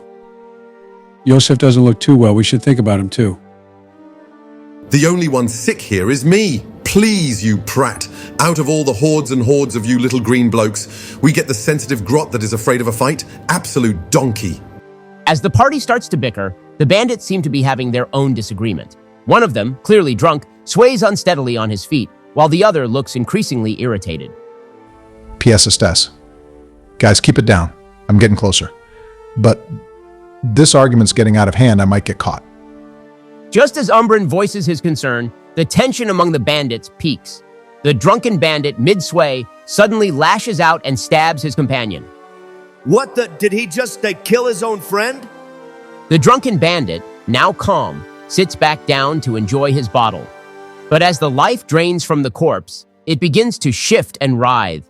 Dark tendrils of shadow start to envelop the body, and the familiar, horrifying transformation begins. The dead bandit is turning into a shadow creature, just like the one you encountered before. The newly formed shadow creature locks onto Umbren, sensing his presence immediately. With a grotesque lurch, it lunges toward him.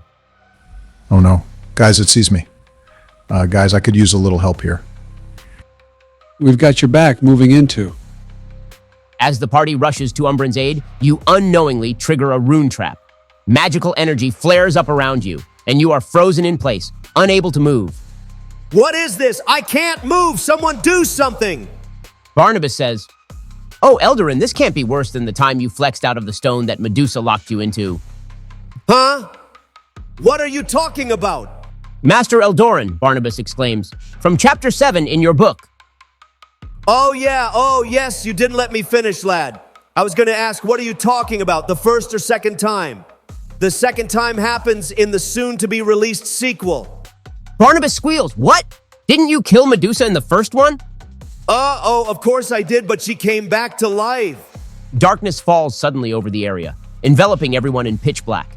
Even those with dark vision, Neeg, Eldorin, Tinkleton, cannot see. The sound of a low, menacing laugh echoes through the ruins.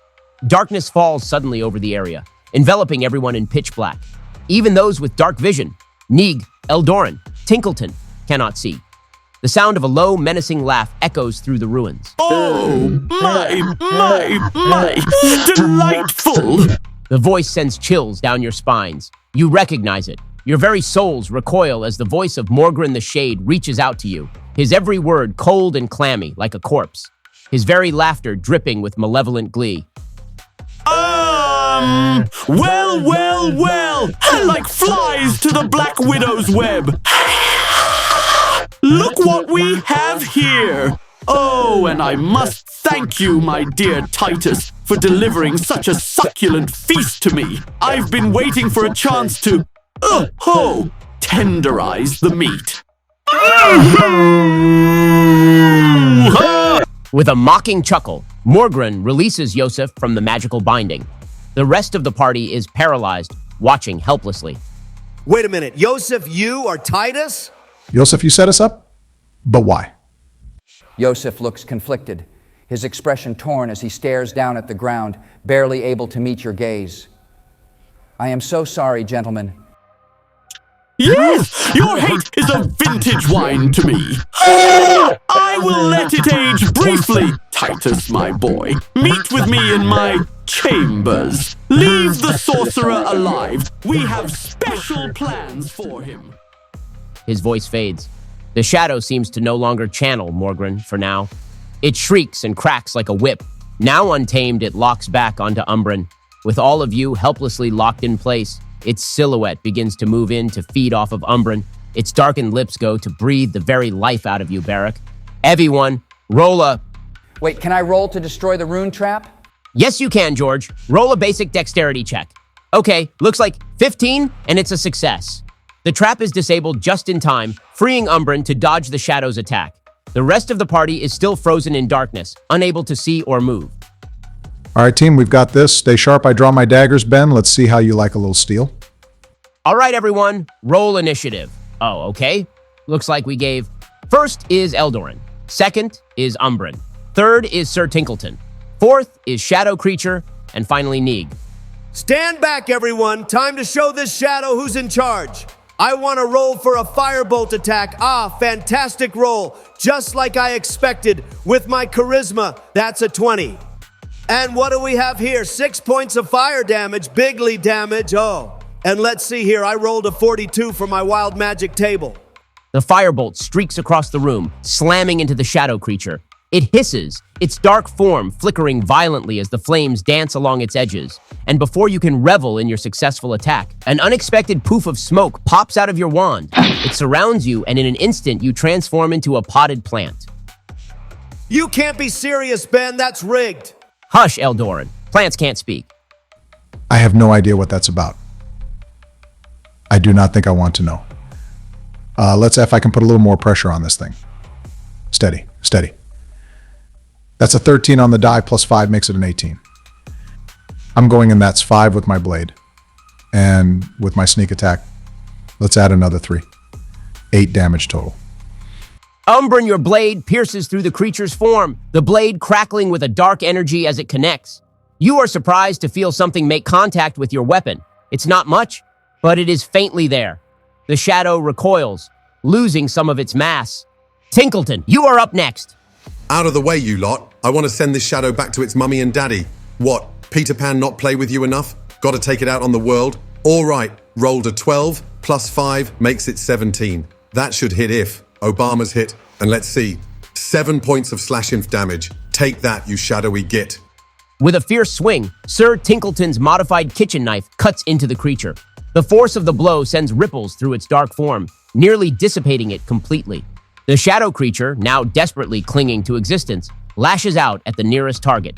Umbren, a 16. Plus 4 makes it a 20. That's a hit. Umbren, you take 4 points of necrotic damage as the creature's shadowy tendrils sap your strength. The shadow wraps around Umbren, drawing out a portion of his life force. Obama, roll a strength save. Oh.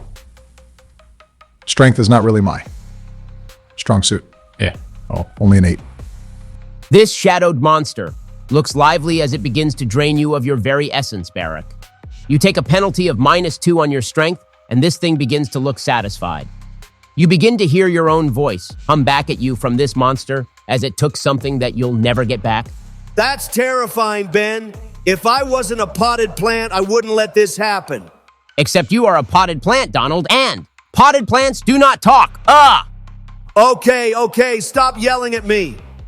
Ha! This shadow creature is lucky the sun isn't out, or otherwise El Daisy and the magnificent plant here would absorb light and make carbon dioxide. Take that, shadow. Hold on, folks. I've got just the thing for this. Got to keep everyone on their feet. Where there is smoke, there is fire. Ben, I want to cast Firebolt. All right, here we go. 14 plus 5, that's a 19 to hit. 6 points of fire damage. Light it up, baby. That's enough, Joe. Tell us how you want to do it. Neeg stares back at the abyss. He gives it a chance to stare back, but only for a moment. You see this shadow. These bandits, this evil, this Morgren character, they are not trapping us here with them. They are trapping themselves here with Neeg. As soon as it notices Neeg, he simply points and fires the bolt right at its head, scorching off this abomination's shadowed face. allowing it to writhe a bit in pain before I curse it back to where it came. Back, back, back, you disgusting monster you deal with. I, plane. Teeth, Neeg. Neeg conjures a flame in his hand and hurls it at the shadow creature. The fire strikes true, and with a final piercing wail, the shadow dissipates into nothingness, leaving only a faint trace of smoke. As the last of the shadow fades, the courtyard falls silent. The battle is over, but the tension lingers. Yosef, or rather the terror thief himself, Titus, stands in the corner, his face a mask of regret and sorrow. The betrayal is still fresh, but for now, you stand victorious. Donald, you appear back as well. I meant to do that. I was merely inquiring from the local flourish wildlife on what they knew about this Morgren fellow. Good work, team, but let's not forget, we still have answers to get from Yosef. Bloody well right. This isn't over until we get to the bottom of this mess. That, or until I've shish kebabbed him up his... Let's keep it together, folks. We've got work to do. Guys, I know this looks bad, but Yosef did save Umbrin. Maybe we should hear him out? I never meant for things to go this far. We were just men, robbers, sure, but not monsters. We found this ruin and thought it would make a good base. But then, the voices started. They whispered to us, promised us our heart's desires, and before we knew it, we summoned something. Something horrible. That damn demon, Morgren, he gave us what we wanted. But at what cost? It fed off of me, I just knew it. It sucked the very life from my body, like how it did Umbrin. His shadows did it to my men. It took their strength, and when there was nothing left, it would still take control. Morgren the Shade, now fully manifested, began commanding them to kidnap my people not for loot, but for something far darker. That is why I came for you, fellas. I needed capable adventurers like you. But I didn't know how to fight him. Not anymore. He took everything from us. He killed my best friends. I am just so weak. You betrayed our trust, Yosef. Or rather, Titus. Trust? He didn't betray my trust? How laughable. What? Eldarin? How could he have bloody not? He lied to us and led us to our potential deaths. Because he never had it. None of you do. This is a job to me, nothing more. I will collect payment, even if it means taking you in, Yosef. Kill this monster. And Barnabas and I will be back on the road, and he will herald another victory for me. Eldarin the Magnificent. Oh, yeah. Barnabas, I forgot he was here. I forget a lot of things, except I think this time O.L. Neeg only simply forgot to remember to look for him. Actually, I haven't seen him since the lights turned out. They must have taken him when Morgren blinded us. Oh no. Morgren must have wanted to torture him. He's a cannibal. He will eat him alive. Barnabas, we've got to find him, whatever it takes. I mean, who will write the song about all of this if he dies? A good herald is so hard to find nowadays. I have to save him. Great session tonight, everyone. It looks like we might be running into Morgren again next session. So be ready. Things are about to get even more interesting. Thanks, fellas. Yeah, things get more interesting since that black guy stole my radio. You did not just say that, Donald. What did you just say? That is racist. Huh? Oh, what do you mean, Obama? The literal Black Shadow guy stole my bard? Hey! That checks out, Obama. No ill will detect it. And to our incredible viewers, thank you all so much for helping us reach over 100 subscribers. That's a huge milestone for us, especially with how tough it can be to get noticed on YouTube these days. Let's keep pushing against the grain. Make the algorithm work for us. Like, comment, share, and subscribe to keep the momentum going. Big shout out to Crafty and Melchitron for sharing the show. Your support means the world to us. I'll do my best to keep up the upload streak, but I had the rodeo with my family this weekend, plus it's my mom's birthday and my dad's retirement. As we look forward to the next episode, I'd love it if you could join me in wishing a happy birthday to Ma and a happy retirement to Pa. Thanks again, everyone. See you next time. And to our incredible viewers, thank you all so much for helping us reach over 100 subscribers. That's a huge milestone for us, especially with how tough it can be to get noticed on YouTube these days. Let's keep pushing against the grain. Make the algorithm work for us. Like, comment, share, and subscribe to keep the momentum going. Big shout out to Crafty and Melchitron for sharing the show. Your support means the world to us. I'll do my best to keep up the upload streak, but I had the rodeo with my family this weekend, plus it's my mom's birthday and my dad's retirement. As we look forward to the next episode, I'd love it if you could join me in wishing a happy birthday to Ma and a happy retirement to Pa. Thanks again, everyone. See you next time. Yes, happy birthday, Ma. Happy retirement, Pa. Brings a tear to my eye.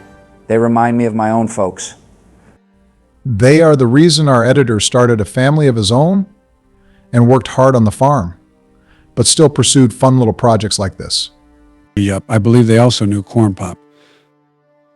The thing, bless him. Oh, also don't forget, folks, to like and subscribe, share, and wish them a happy birthday and happy retirement in the comments. He will show them.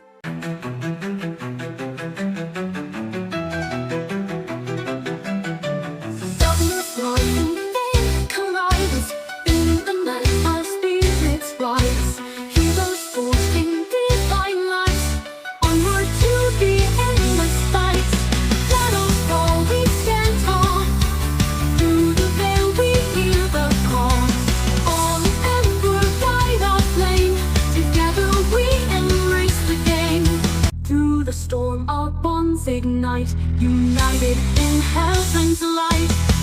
Shadows fall, we stand tall.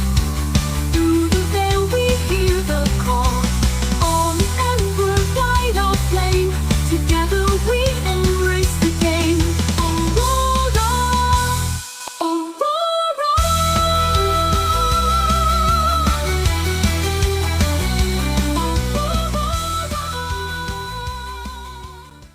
Welcome back, everyone, to another exciting episode of Horror AI President's Play Homebrew D&D. We're diving into episode 6 tonight, and it's going to be a thrilling ride. I hope that you like the lore and story so far. This is based off of an actual D&D campaign I am running with my lifelong friends. And all characters were characters that they have made. A reminder, if you like this content, the only way that I can make it, since YouTube has not helped much with the algorithm, is by you liking, comments, sharing, subscribing, and notification bell. Due to my life having some downtime between work and home life, I can continue to get content out like this, but only if we continue to grow in subscriptions and viewership. If you are feeling really generous, head to our Patreon at patreon.com/AurorAI. We making it out of the ruins with this one, boys. Let's go. Before we get started, let's kick things off with a recap of our previous session. Joe, I believe you volunteered? Sure, Ben. So Tromp, Barama, and myself, well, we got a summons from the Caravaner in Valhab Bar. And we defeated what I think was the biggest, baddest thing that ever came out of sand. Tromp got into a burroom brawl with some cocky hunters. I think there was some sickness going around, so the guildmaster sent us to pick up a prescription. We met Winnie the Pooh, who was having a bad day, and got some kitty cookies.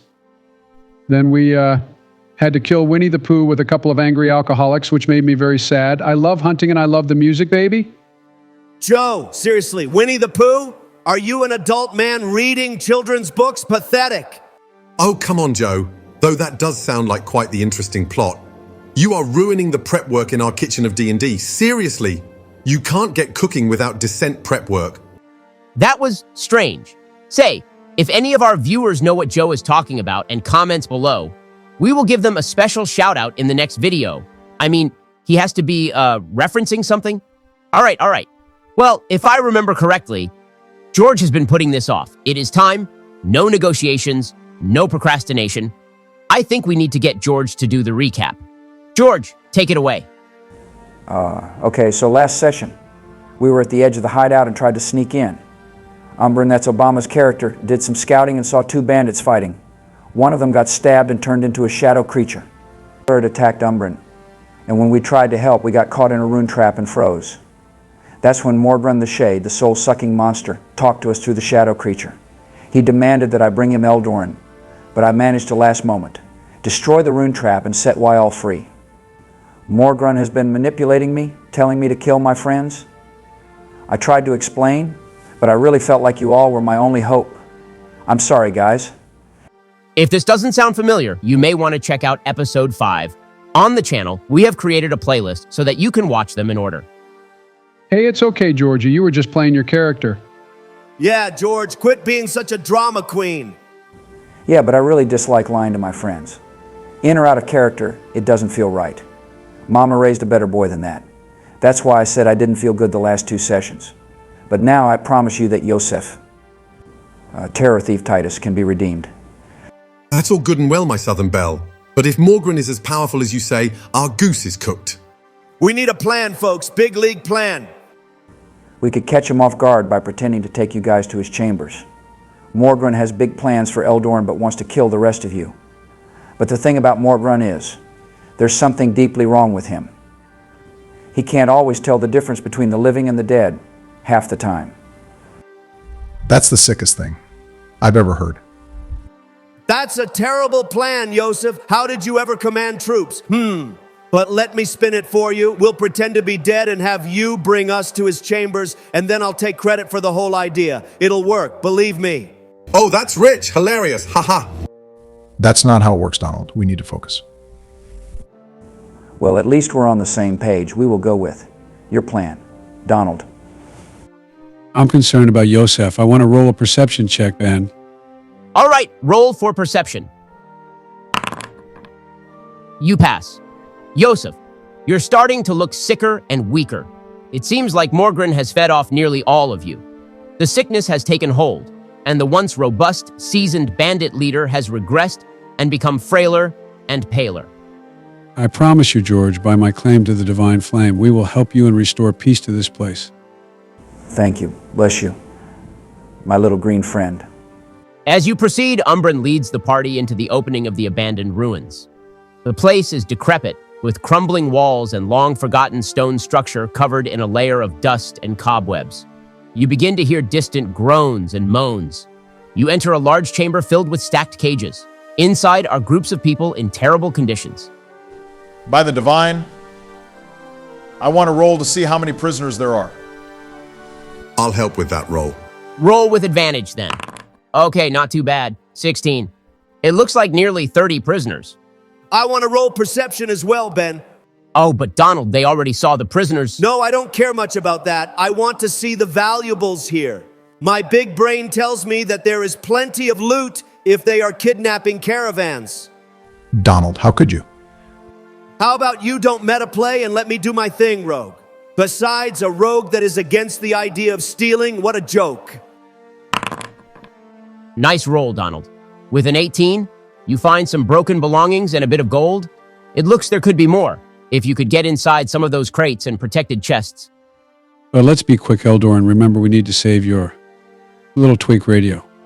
Joe, and I mean this sincerely, say those words again like that in that cursed order. I will debone you like a chicken cutlet. Yeah, that's pretty cringe, though. He ain't exactly wrong. Let's move, folks. I feel sympathy for these prisoners. I'll talk to one of them. As you approach Umbren, you see the prisoners are gaunt and deprived of everything. One spokesperson, a nihilistic-looking man, mentions they were traitors headed toward Castrum Ephraim before being captured. He turns away when he sees Yosef and says coldly, "Ah, the bandits are just messing with us again. I should have known." He turns from you. The party continues to Morgren's chambers. They go past the caged rooms, down a long spiral staircase, into an ancient vault-like room with a large round door. It takes you to Old Crypt with some antique luxuries. It looks like this might have once been the private catacomb of this ancient place for someone very important. Now it seats an antiquated master bed, a vanity mirror, and a few other pieces of furniture that you might see in a manor. You sneak in, you find occult symbols, blasphemies in their design. Tartarus, what is this? I am no historian, but the depictions here are vile. By the sacred flame of the goblin trash can, this is heresy. That can't be good for your health. What sort of monster would buy into that? I believe this. Morgren character is worse than what we thought if he communes with this type of evil. I'm a cleric of sorts. I would venture to guess that this Morgren boy is not just a magician, but that he also is an abyss small kind of fella. Straight out of tartar sauce. Abyss small, tartar sauce? Really, goblin boy? Do you know how ridiculous you sound? Oh, come on now. Neeg, abyssals are long extinct. They only exist in stories for parents to scare children into behaving at church now. Ah, tartar sauce, maybe a nice bluegill or trout. Ahem. Yeah, you grot, whatever he is can be explained better than saying that he is from Tartarus. He is just an edgy arcane bloke. I wouldn't be so sure, fellas. At one time I would have said the same thing, Tinkleton. But not now. The things he has done, what I have seen this monster capable of, is just demon-like. Suddenly, Morgren appears behind Yosef. With a sinister, theatrical voice, he says, Ah, you brought them quickly, all by yourself. What a zealous young boy! Remind me to give you a reward, little Titus. His voice is whimsical and antiquated, but his presence is menacing. Yes, Morgren, I did as you asked. Now perhaps you and I can talk about the sorcerer. I always have time to talk for my tempestuous Titus. Ha! The spellcaster has quite the higher calling. Oh yes, his fate is sealed with mine, much like yours, my dear. Morgren, what do you mean by that? The children are starving, the women wail, the men can no longer work, and are frail. Titus, our relationship is special, but not unique. You see, my love, I have certain needs. I need to be satisfied, and I do not think that one partner could do that for me. He notices the cold sweat that runs down your face, Yosef, and he draws closer to you. He whispers to you, though his voice also echoes in this ancient room. But first on earth is vampire rent, then ghastly haunt thy native place, and suck the soul of all thy race. There from thy daughter, sister, wife at midnight drain the stream of life, yet loathe the banquet which perforce must feed thy livid living course. Thy victims, ere they yet expire, shall know the demon for their sire, as cursing thee, thou cursing them. Thy flowers are withered on the stem. Please, oh please, Morgren, spare him. He has made no deal with you. You sick freak! Do you really think you will win? You are nothing but a loser!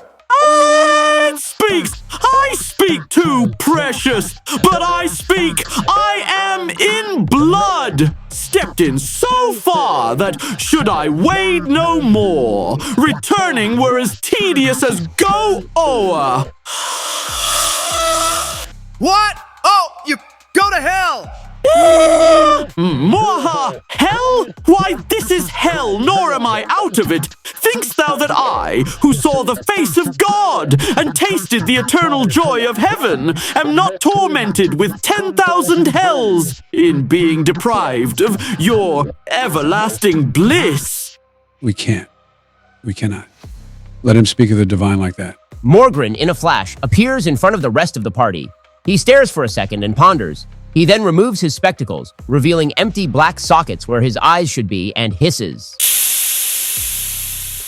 ETTU, Titus, these corpses, they are corpses, aren't they? I have loved you for a lifetime, and this is how you repay your darkened savior. Remember what happened last time you lied to me. Morgren, stop. I won't let you. I am become death, the destroyer of the world, out to destroy. Even without your participation, all the warriors gathered here will die. A similar dread, a similar despair, a blackened black rolls your eyes again, much like to the back of your head, and a cold touch forces you to mourn emotions that you had long since forgotten. Morgren the Shade has decided that your time is past nigh. He in his grace has let you live only on what was not borrowed, but stolen. A pitch black that gives you a glimpse of hell covers you now. Roll for initiative. Okay, the turn order starts with Morgren, Eldoran, Umbren, Yosef, and then Neeg, and then finally Tinkleton. We will start with Morgren the Shade. I have to say, I do appreciate all the custom music. It really sets the mood, Ben. Is Morgren gonna go take his turn? This is all in real time. In fact, you even hear the music. By the divine. Whispers echo through the night, Morgren's power, full of might. I have a really bad feeling about this. In this apparat, evil's wicked whispers fill the air, Morgren's presence everywhere. Ben, you almost gave me a heart attack. Morgren sneers at Yosef. He casts Chill Touch. Attack. Roll 22 to hit Yosef. 4 damage. 8 necrotic damage. Yosef, you can't regain hit points until the start of Morgren's next turn. Okay, for my turn. Not done. For his bonus action, Morgren summons shadows of each party member. Twisted versions, ready to attack, steeped at your very own feet. Moves back into the shadows, positioning himself behind his summoned creatures. Eldoran raises his hand dramatically. My acclaimed, patented, and perfected Glamour Bolt it is, with modifiers, a 16 to hit Morgren. For the damage, 7 fire damage. Okay for my wild magic surge? Let's see. 91, Ben. I felt that, Morgren, didn't you? Okay, so with that, you caused several loaves of bread to fall from the ceiling. Yes, all going according to plan? Sure thing. Eldoran. Okay, so Umbren moves swiftly to flank the shadow version of Eldoran, attacking with his short sword. My attack roll ends up being 17 to hit Shadow Eldoran. That is a hit! The damage. 6 piercing damage. Now for my bonus action. Stay focused, team. We're not down yet, and Umbren uses cunning action to disengage and move to cover. Pretty good turn if I got to hit Eldoran. Watch it, rogue. Okay, we can do this. Yosef, wounded but determined, swings his longsword at Morgren. My attack is. The attack roll is 11, misses. We need to hit this guy harder. For my turn, I am going to use my action to summon my fiery heaven hound. My major, he comes roaring back and ready to cause a bark. Maybe a spark. In a turn of events, as Major is summoned, the light put off by your fire dog begins to keep the lesser shadows at bay. They hiss viciously, but won't be able to move directly at you if you stay in the glow. Tinky time. I want to rage and take a swing at my own shadow. Right, a little shadow boxing. I roll a 17 and get 7 damage.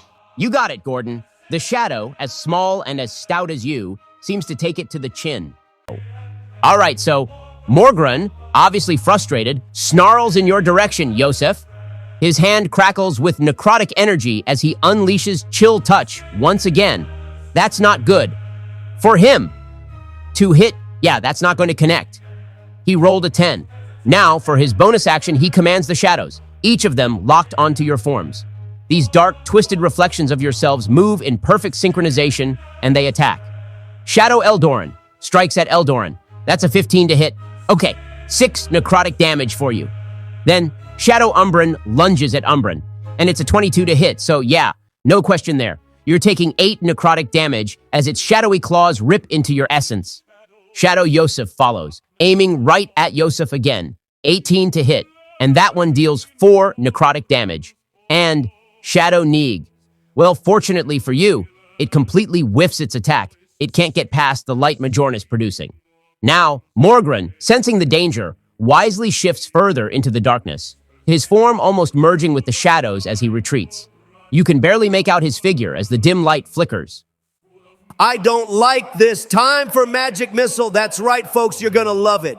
Perfect spell, tremendous spell, always hits, never misses. And we're gonna aim it right at Morgren. Boom! 9 points of force damage. Absolutely beautiful. You can't beat that, folks. Take that, you edgy emo drow, and for my wild magic, I got a 72. For a moment, Morgren grunts. Except as you do damage to him, you don't hear his voice, but rather several of his past victims take the damage with him. Now wild magic, let's see, that's a 72, which means you cast polymorph on yourself. However, because it's wild magic, you randomly transform into a chicken. Yes, Eldoran has turned into a chicken. Okay, look, some of you might say, oh no, Eldoran's a chicken, but actually, this is a tremendous strategy, folks. Chickens, very underrated, okay? I can blend in now, total stealth mode. Nobody's going to expect the chicken. It's tactical genius, really. Plus, chickens are fast, and I can probably dodge anything coming my way. I mean, how are they gonna hit me now? You can't out-magic me. Still the best sorcerer here, just a little more feathered. But believe me, folks, still the best. Umbren's going in. Shadow Eldoran has been a real thorn in my side, even more so than the real thing, but let me tell you, we're going to handle this right now. So, I take my blade and strike. 15 to hit. That's going to connect based off my last hit. 7 piercing damage. It's not a knockout, but we're wearing him down. Slow and steady. That's enough, Barrack. How do you want to do it? Well, Ben, here's how it's going down. Umbren locks eyes with his shadow. In one swift motion, he lunges forward, his dagger glinting in the dim light. He drives it right through the heart of his shadow, if it even has one. The creature flickers for a moment, as if it realizes it's already lost. And with that, Umbren watches it disintegrate into nothing but mist and darkness, fading away, leaving only the rogue standing tall. No more shadow. Just me. Cool, calm, collected.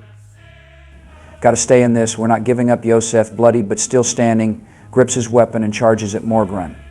Let's take another shot. He swings, but the attack glances off, missing. Dang it. Well, that didn't quite land. We're made of tougher stuff than that. Yosef takes a deep breath, calling on his reserves of strength. With second wind, he regains 8 HP. We're back in the fight, people. I'm feeling good. Let's finish this. All right, folks, here we go again. We'll get through this. No worries. Steady on, fellas. Neeg steadies his hand and conjures a bright streak of radiant energy, launching another guiding bolt at Morgren. The bolt flies. Nat 1 to hit. And misses once more. Darn it. Well, I missed that one again, didn't I? But that's okay. We just keep going. Stay the course, and we're going to be all right. All right, folks, let's send out my major. This guy's been training for this. Time to show what he can do. Let's roll, Ben. And it's a natural 20. A natural 20. That's what I'm talking about. He's hot literally and figuratively. Roll for damage, Joe. And let me explain. We do nat 20s a little differently here. Take the total damage you could do, and then add another roll. Oh, wow. That's 12, man. That's enough, Joe. How does Major do it? The wildfire spirit launches itself at Shadow Knee with blinding speed, flames roaring around it. The critical hit lands perfectly, scorching the shadow with an intense burst of fiery energy. The shadow writhes in agony before it's completely obliterated, leaving only smoke and embers behind. Let me at this handsome jerk. I am going to recklessly attack my shadow. All right. With that advantage, I'm going to cut at him with a... Okay, glad I had advantage. 21 with a 9 damage. Nice. That's enough, Tinkleton. How do you want to do it? I take my large kitchen knife blade. Like a sushi chef, I slice in several places clean through, then with a light puff, blow him to bit. All right, gentlemen, here we go. Round 3. Morgren's up first. He's got that dark look in his eyes. And let me tell you, he's shifting tactics. He's pulling out his signature Shadow Bladle, a weapon of pure darkness, aiming straight for Yosef. He rolls. That's a 21 to hit. Yosef, that's definitely going to land. You take 9 psychic damage as the blade cuts through your mind more than your body. Nasty stuff. Ben then transitions smoothly to the Shadow's actions. For his bonus action, Morgren commands his shadows to continue their assault. Shadow Umbren lashes out at Umbren. That's a 23 to hit. And yeah, that's gonna connect hard. You take 15 necrotic damage. And Umbren goes down. Umbren is unconscious. Things are looking grim, guys. Now for Shadow Yosef, he will swing at Yosei. He will miss. What a way to go. Maybe even die. All right, folks, I may be a chicken, but that doesn't mean I'm out. In fact, I'd say this is a tremendous opportunity. Surprise attack, very strategic. Nobody expects the chicken. We're going after Shadow Umbren right now. That's a 3 to hit. Eldoran, the chicken, lunges forward, but it's not quite enough. Your talons swipe through the air, missing Shadow Umbren by a mile. Look, folks, this was all part of the plan. You missed the first time to gauge the situation. Chicken's very nimble, okay? We're still in this. Next time, though, it's gonna be big, folks. Very big. All right, your death save, Umbren. Okay. And thanks for trying. Eldoran means a lot. Gritting his teeth through the pain, steps up with determination. All right, Morgren. This time I'm not missing. Let's go. Yosef raises his weapon, still wounded but refusing to back down, and swings with everything he has. Rolls an 18. That's an 18 to hit. Finally connects. You manage to strike Morgren right across his chest. I'll take that, freak. My goblin knee rushes toward Umbrin, seeing his fallen ally lying on the ground. All right, Umbrin, we're not letting you go down like this. Not today, pal. Hang in there. With steady hands, Need casts Spare the Dying, his magic flowing gently over Umbrin, stabilizing him, though he remains unconscious. You're going to be all right, Umbrin? We got you? Looks like Major spits some fire at Shadow Umbrin standing near him, keeping any more shadow mischief at bay. He rolls A14 for 6 damage. Oh, so this shadow twit thinks he can take out my mate Umbrin, eh? Ben! I roar my little gnomish yell and I rush at Morgren. I roll recklessly and hit him for 16 for... Oh, only 5 damage. Hey, at least it's something. All right, we're starting round 4. Morgren is still locked onto Yosef, determined to bring him down. He raises his shadow blade once more, swinging for the kill. He rolls, and it's a 15 to hit. But this time, Yosef manages to evade just enough, and Morgren's blade misses, scraping the ground instead. No damage dealt. The light of Major keeps the other shadow at bay. Eldoran, you suddenly transform back into your high elf form, your wings unfurling as the polymorph spell ends. Finally, I'm back, folks. No more chicken. And now we're going to take Morgren down. Let me tell you, no one casts spells like I do. It's going to be huge. And now I give you the most tremendous spell you've ever seen, the Glamour Bolt. It's beautiful, it's powerful, it's got everything. Take that, Morgren. But wait, a wild magic surge triggers. Oh, wow. I rolled a 99. I mean, that's a pretty big number. If I get more feathers, this is rigged. Radiant light bursts forth. Eldoran is completely engulfed in divine light, and Morgren shrieks in agony. It hurts! I cannot move! What is this? An arrogant sorcerer has such favor! That's right. Morgren can't handle Eldoran the Magnificent. The light, it's too powerful. The best light, the brightest light, it's all over him. And more importantly, it's all over for him. Yosef, now. Seeing the room light up with Eldoran's radiant power, is inspired, steels himself for one last attack. Let's roll for the attack. 19 to hit. The damage, 12 slashing. That's enough, George Donald. I'll let you both have this one. Eldoran, still glowing with radiant light, watches Yosef move in for the final strike. With his signature bravado, he smirks and starts explaining the situation. You see, folks, it's all about strategy. I'm glowing, tremendously glowing, the best glow you've ever seen. And that light, it's not just for show. I knew exactly what I was doing, setting up the big moment. The light disorients Morgren, blinds him, weakens him. That's where Yosef comes in. That's what happens when you have Eldoran the Magnificent, he who defrosted the Norse frost giants and decapitator of the Hydra. Backing you up, everything just works. It's like this. Darkness falls. Morgren, on my terms. No! No! No! This is impossible! How could you do this to me? Yosef twists the sword deep into Morgren's shadowy form, slicing through the darkness with precision. How, you ask, Morgren? Hey, it's called teamwork, you freak, and let's be honest, and no one does it better than me, Eldoran Glamour Weave. My family, no!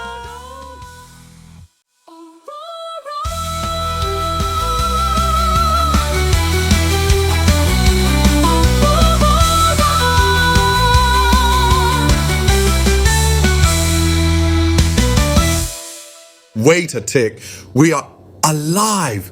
Woohoo! I wasn't expecting that. Ha ha! It's okay. Umbrin, you're going to make it, buddy.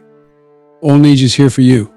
With that final anguished scream, Morgren dissolves into a cloud of black mist, vanishing into nothingness. His shadow creatures fade away, leaving you all standing in the now quiet crypt. You've won, but just barely. Wait, my radio, where is he? Don't worry, Neeg, I'll carry Umbrin. We can take him back to the city. My radio, where are you? If he is alive, if Eldoran, he is in the inner sanctum. I will show you the way. Yosef does indeed lead you back into the inner sanctum, a small crevice in the catacombs. The further you go in, the moister it gets. I hate to describe it, but blood drips like water from a cave's wall. You trudge deeper, deeper, It's nearly up to your ankles now. The hallway leads you to a smaller room, decorated much like a study. Blood-soaked desk and bones decorate the floor. Esoteric writings on the wall and cursed runes on the floor. In the middle of it lays a bard. Master, Eldoran, he murmurs, you fully knowing that's all he can muster. You came for me. Oh, that monster. Said you wouldn't. I knew he was wrong. His skin soaked with blood from lying there. Despite the situation, he offers all of you a faint smile. Rest easy, Radio. Eldoran the Magnificent has come to save you. Hey, your friends helped! Guys, we need to get both of them to a doctor or something. Real soon. Reminds me of the time. Old Dr. Pepper used to describe Coke to all the local unwed hobgoblin mothers. That was back before they put, soda! In the concoction then. 9 months later, Nee was born. Interesting story, Neeg, but yes, you are right, mate. We need to get a move on and get our guys feeling in tip-top shape. Yes, the sooner we get them better, the sooner Barnabas can write that song about me. Okay, Ben, I want to loot Morgren's corpse, or if we can call it that. Whoa. Dibs on the hat. Yes, you can, Nick. We will take it, Ben. Now, Yosef, can you handle the prisoners? Counting on you, big guy. We can meet up later. Absolutely. It is time that I right a lot that has been wronged. And there you have it, folks. Morgren, the twisted shadow sorcerer, has been defeated by the radiant light of Eldoran and the bravery of Yosef, and the rest of the party's hard work. With Umbren barely hanging on, Neeg and Eldoran managed to bring things back from the brink in a battle that could have gone much worse. Shadows vanquished, the party stands victorious in the dark cavern, but the road ahead is still uncertain. Will they return to Castrum Ephraim in peace? Or does something darker still await them on the horizon? And if you enjoyed this epic showdown, don't forget to like this video, subscribe to the channel, and hit the bell icon so you don't miss any future adventures. Let's see how many of you are really following this journey as we continue this D&D homebrew in the shadows of Aurora. Comment below your favorite part of today's game and whether you think Yosef really finished off Morgren or if it was Eldoran's divine light. I am sure the debate will go on for ages to come. Also, a thank you to the D&D AI content creators who have made this possible. Such a blessed and supportive community. Well, I carried the day, folks, no question about it, but hey, no one's surprised? You sure did, buddy. That radiant thing really saved us back there. I'm just glad we're all still in one piece. I honestly think it was George. He laid the final blow real. Anime style. With Morgren and Barnabas unconscious, you guys haul them back through the tunnels. The cold winds of the mountain whip at your backs as you make your way to Castrum Ephraim. Well, if you lads are hungry after that ordeal, come on over to my place. I've got some mouth-watering burgers sizzling on the grill. You'll forget all about that creepy dungeon the second you bite into them, trust me. After the absolute nightmare I just went through, a burger sounds perfect. Count me in. Let's go. We are making it out of Morgren's chambers with this one. Burgers, here I come. Maybe we can stop and get some chocolate chip ice cream on the way. Hey, you coming, Ben? George? Yes, we will catch up in a minute. See ya, fellas. Oi, Captain Titus. We couldn't help but overhear back there. You said you'd take care of the prisoners? Yes, I promised, didn't I? Don't worry. We'll take care of them all right. Let's just say Morgren may have started something, but it's time for me to finish it.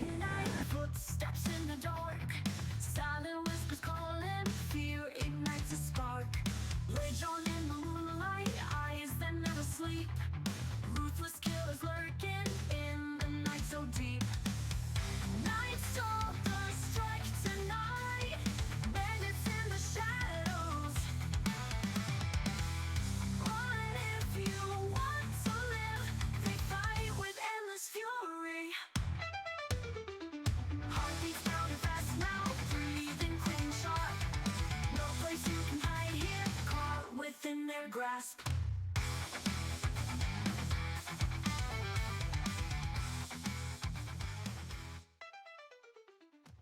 I'm sure you've heard why Morgren, the shade, took his spell. But have you heard of the sorcerer that gave that demon hell? Of course you have, Eldoran glamour weave with hair of spun gold bright.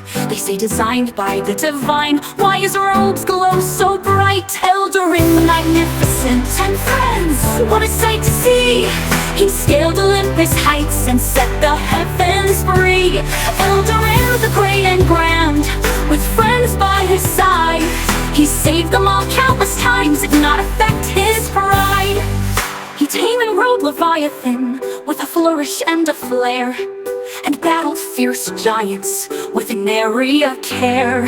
He tamed the Minotaur's labyrinth and freed the fair Andromeda as stars danced around him in a cosmic panacea. Eldarin the magnificent, and friends, what a sight to see! He quelled the fury of Typhon with a flick and a plea. Eldarin the great and grand, with friends by his side. He saved them all countless times, it did not affect his pride. With his radiant quill, he scribed the saints' own lore, and silenced the siren song on a distant shore. He clasped the golden fleece and slayed the dragon fierce, with a smile so enchanting, his smile alone so sharp, that's what it took to pierce. Eldarin the magnificent, and friends, what a sight to see! He bested the Nemean lion with an artful decree. Eldarin the great and grand, with friends by his side. He saved them all countless times, it did not affect his pride. So lift your voices high and toast the wizard's might. Eldarin glamour weave, a beacon in the night. In tales of olden wonder, his name forever rings, of a hero and a sage whose legend ever sings. Eldarin the magnificent, and friends, what a sight to see! He wielded Excalibur and crossed the Styx with ease. Eldarin the great and grand, with friends by his side. He saved them countless times, it did not affect his pride. So sing of Eldarin and friends, in tales both grand and bold, for in their wondrous deeds the greatest story is told.